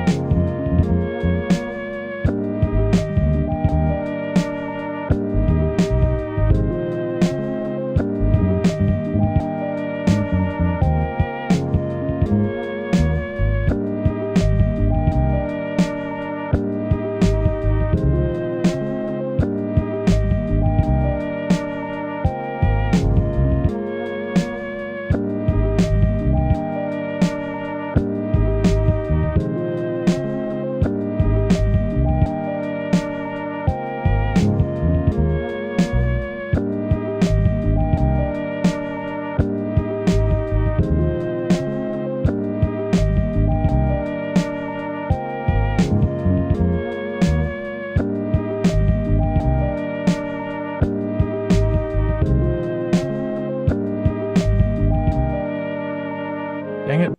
I just realized it's only, 2 bars long, so I need to make the sequence longer because I want to play something on the last bar different. So let's do function, turn the knob to duplicate it, and then these notes can stay the same, but this is where I want to play that kind of like climb down or whatever.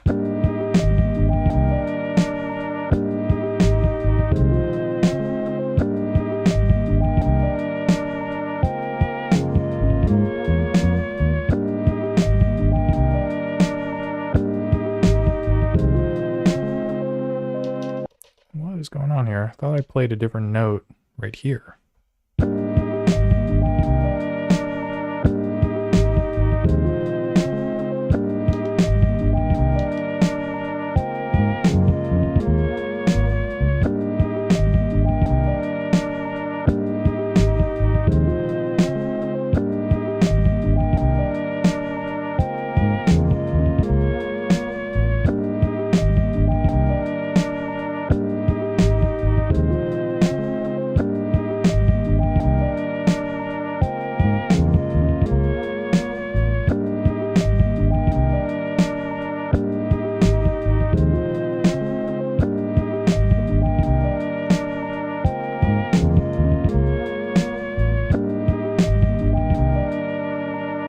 So yeah, you get a little bit of a movement there towards the end. Boom, boom, boom, boom.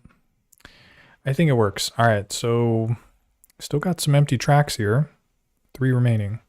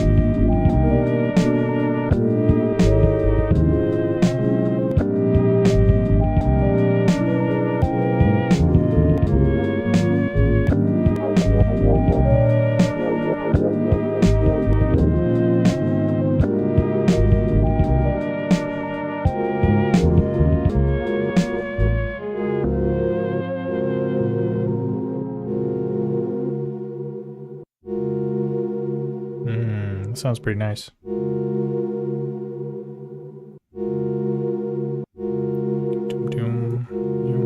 Nice. Okay, cool. How old no name C writes in and says, I checked out your time stretch video a while back. Thank you for checking that out, by the way. And I found out how to chop them in a sequence without having to resample. Whoa. Really? How does that work? Do you, are you parameter locking like a certain phase of the LFO or something? Yeah, every time I tried to get it to work, it was like super finicky. But yeah, I'm curious if you're willing to share the knowledge. Yeah, I'm curious how you're executing that. That would be sick to know. Okay, so I want to record this. Yeah, see, that's the thing, man, is like I love that time stretch trick. It's like so wacky sounding, but in terms of like setting it up, it just feels super, yeah, there's like a high barrier to entry kind of. But yeah, parameter locking and automation. Yeah, what are you automating? Are you automating the start point of the sample or something?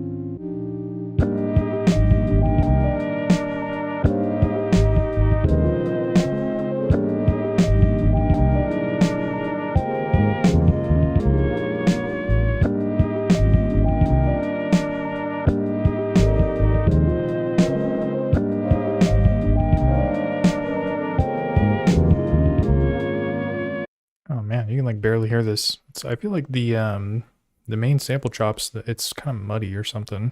Maybe I'll have to use a filter to sort of trim it down.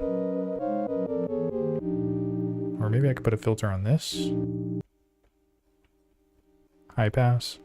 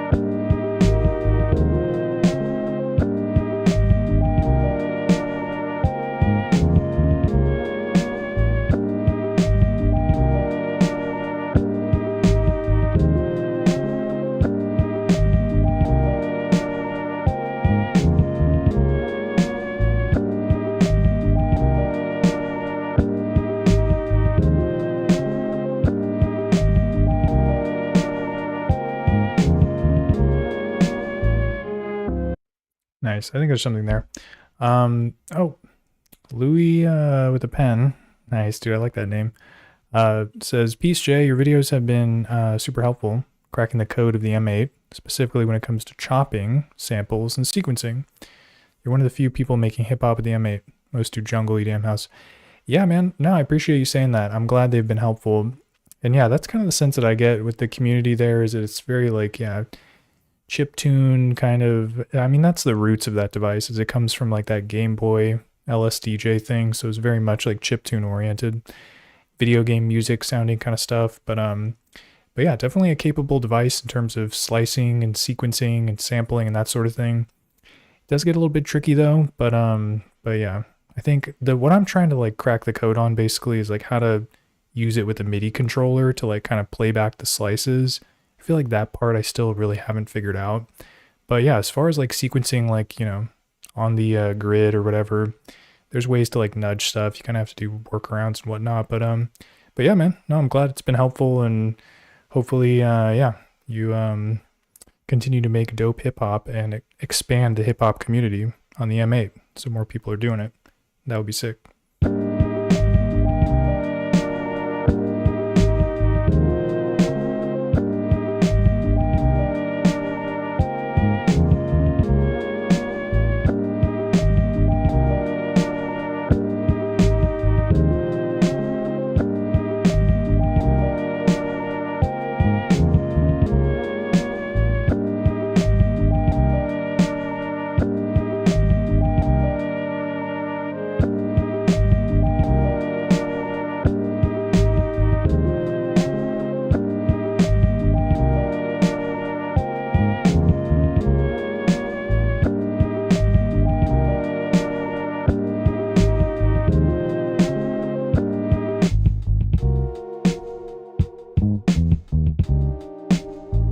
Dude, heck yeah.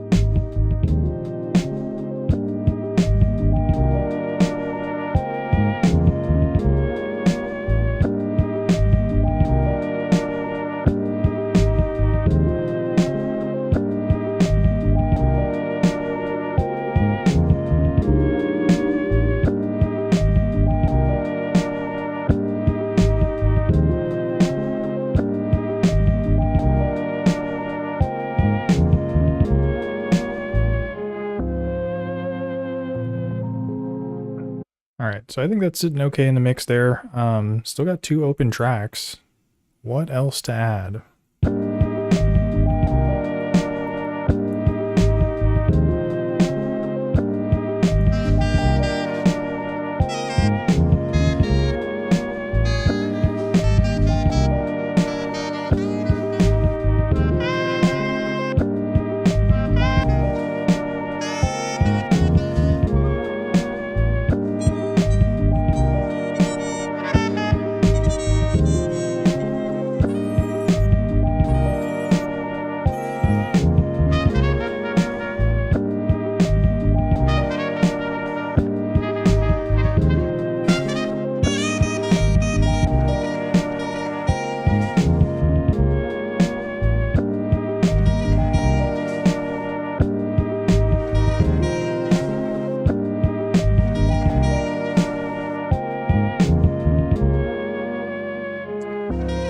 I'm digging this horn. Gosh, this thing is like really ringing out. Okay, I'm digging this horn. We're gonna get this recorded in. Record in, I say.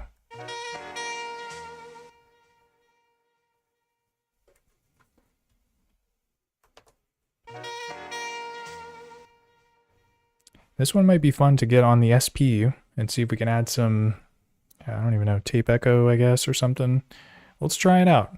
So yeah, I'm gonna record onto pad 3. But first I need to check the levels.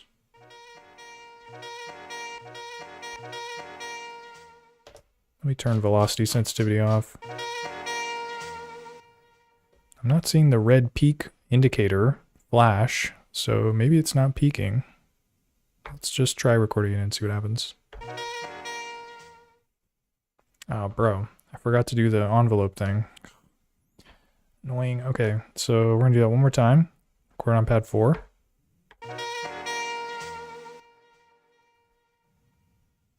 It's already got some kind of delay on it, but we're doubling down on that. Okay, turn the volume down.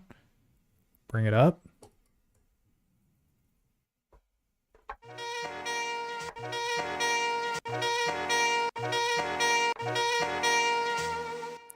Hey yo. Yo, I dot. Dang, I don't know if I pronounced that right. Sorry if I messed that up. I make hip hop on an M8 headless setup. One of those retro gaming handhelds. Dude, those are sick. Jay's microtime tutorial was a huge help for that. Big up for that. Jay, you heard. Nice. No, man, I appreciate that. I'm glad it's been helpful. Because, yeah, that's when I figured out the micro, or I didn't figure it out. When I discovered it on the Discord, I was like, dude, this knowledge is buried. It's hidden. We got to get it out there. We got to let the truth be known about microtiming. So yeah, man, I'm glad that that works out for you. What kind of microtiming are you doing? Do you use the table configuration, or do you do the double BPM trick? What's your preferred method? I'm curious.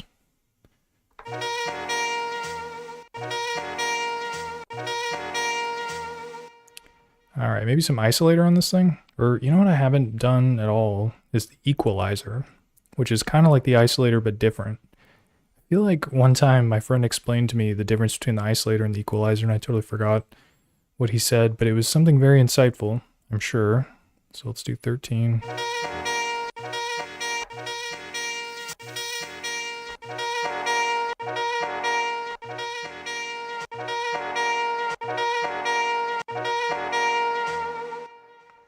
Nice, so it gets rid of kind of the high end there, bringing the high down. So yeah, let me resample this boy. Chord.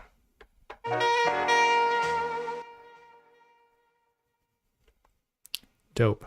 And then yeah, let's just go crazy with it. Get even more tape echo or delay in the mix. Wow, wow, wow, wow, wow, wow, wow, wow. Oh yeah, Louis with the pen. Likewise, dude, running a headless. I want to try headless. I have the M8, but I want to see what headless is all about. It seems like it'd be a fun way to like control it with a gamepad or something. I gotta look into that.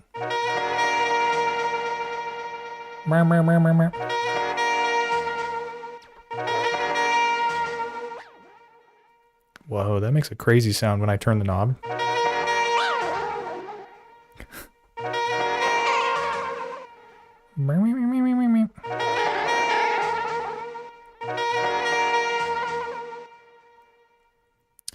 Yeah, the Dell is pretty simple. It's limited though, I will say, because you only have one of 6 values, or if you do Dell 6, it'll be on the next step. So yeah, you're basically only doing one of 5 values. So it can be tricky. But yeah, if you do double BPM with Dell, you get pretty good resolution. But yeah, man, I got a video about the tables, so definitely check that out. Yeah, I don't know. The tables are kind of wacky though, I will say. So no knocks on not using the tables. Totally understand.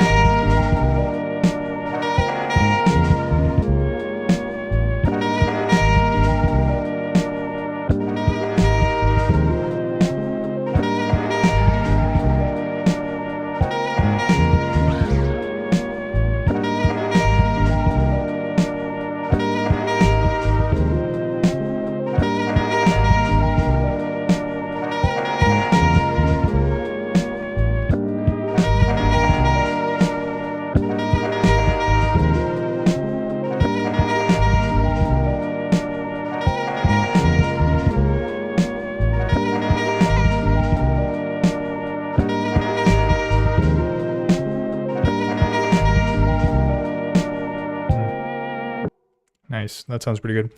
Yeah, no worries with taking over the chat with the M8 talk, because guess what? We got the M8 locked and loaded on the side here. I had it hidden. It's off screen. But yeah, I've been using the M8 to load samples. That's like normally what I do with a lot of these devices. I just play the sample from the M8 into the other sampler. Pretty janky stuff. But no, I'm glad you're, bringing up the M8. It's fun to talk about. I enjoy it. All right, so this is the sample. Got a nice echo there. So we're going to bring it back into the lo-fi. Get it nice and dirty over here. Yeah, it's just that easy. I'm going to record another version of it.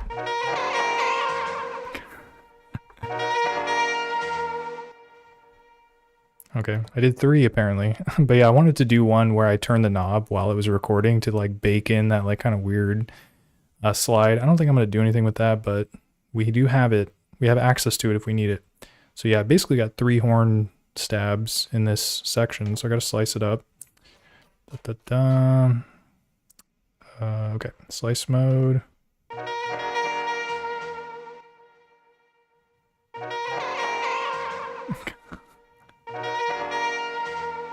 And that was me accidentally pressing it a 3rd time. Maybe that'll come in handy somewhere at some point. Perhaps.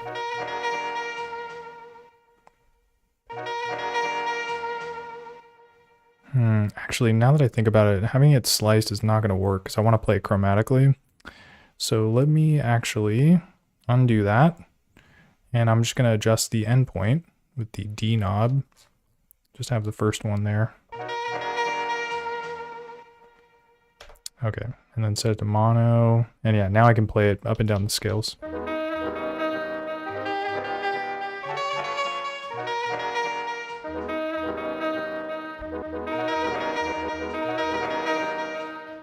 Yeah, that's what I'm saying. Just having it like, yeah, at the end of the beat, then you bring in something else. Maybe like kind of delays, echoes out or whatever. Great minds think alike. Louis with the pen.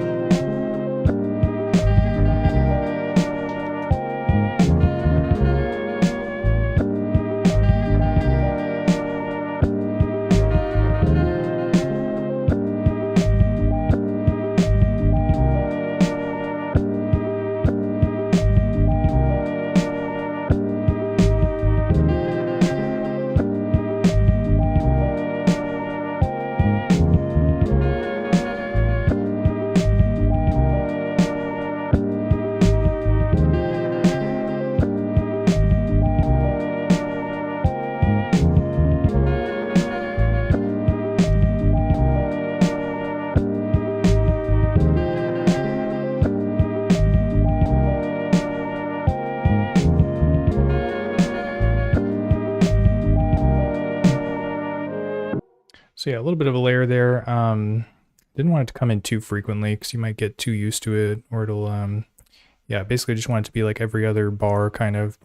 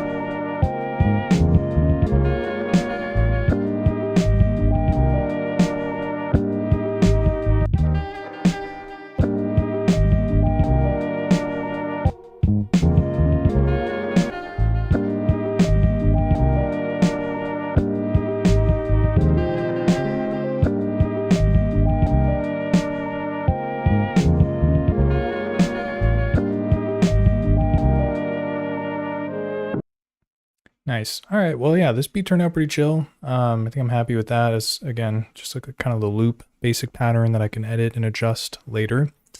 But yeah, I think that's gonna do it for this session. I'm at 2.5 hours basically, so your boy's hungry. It's basically the long and short of it.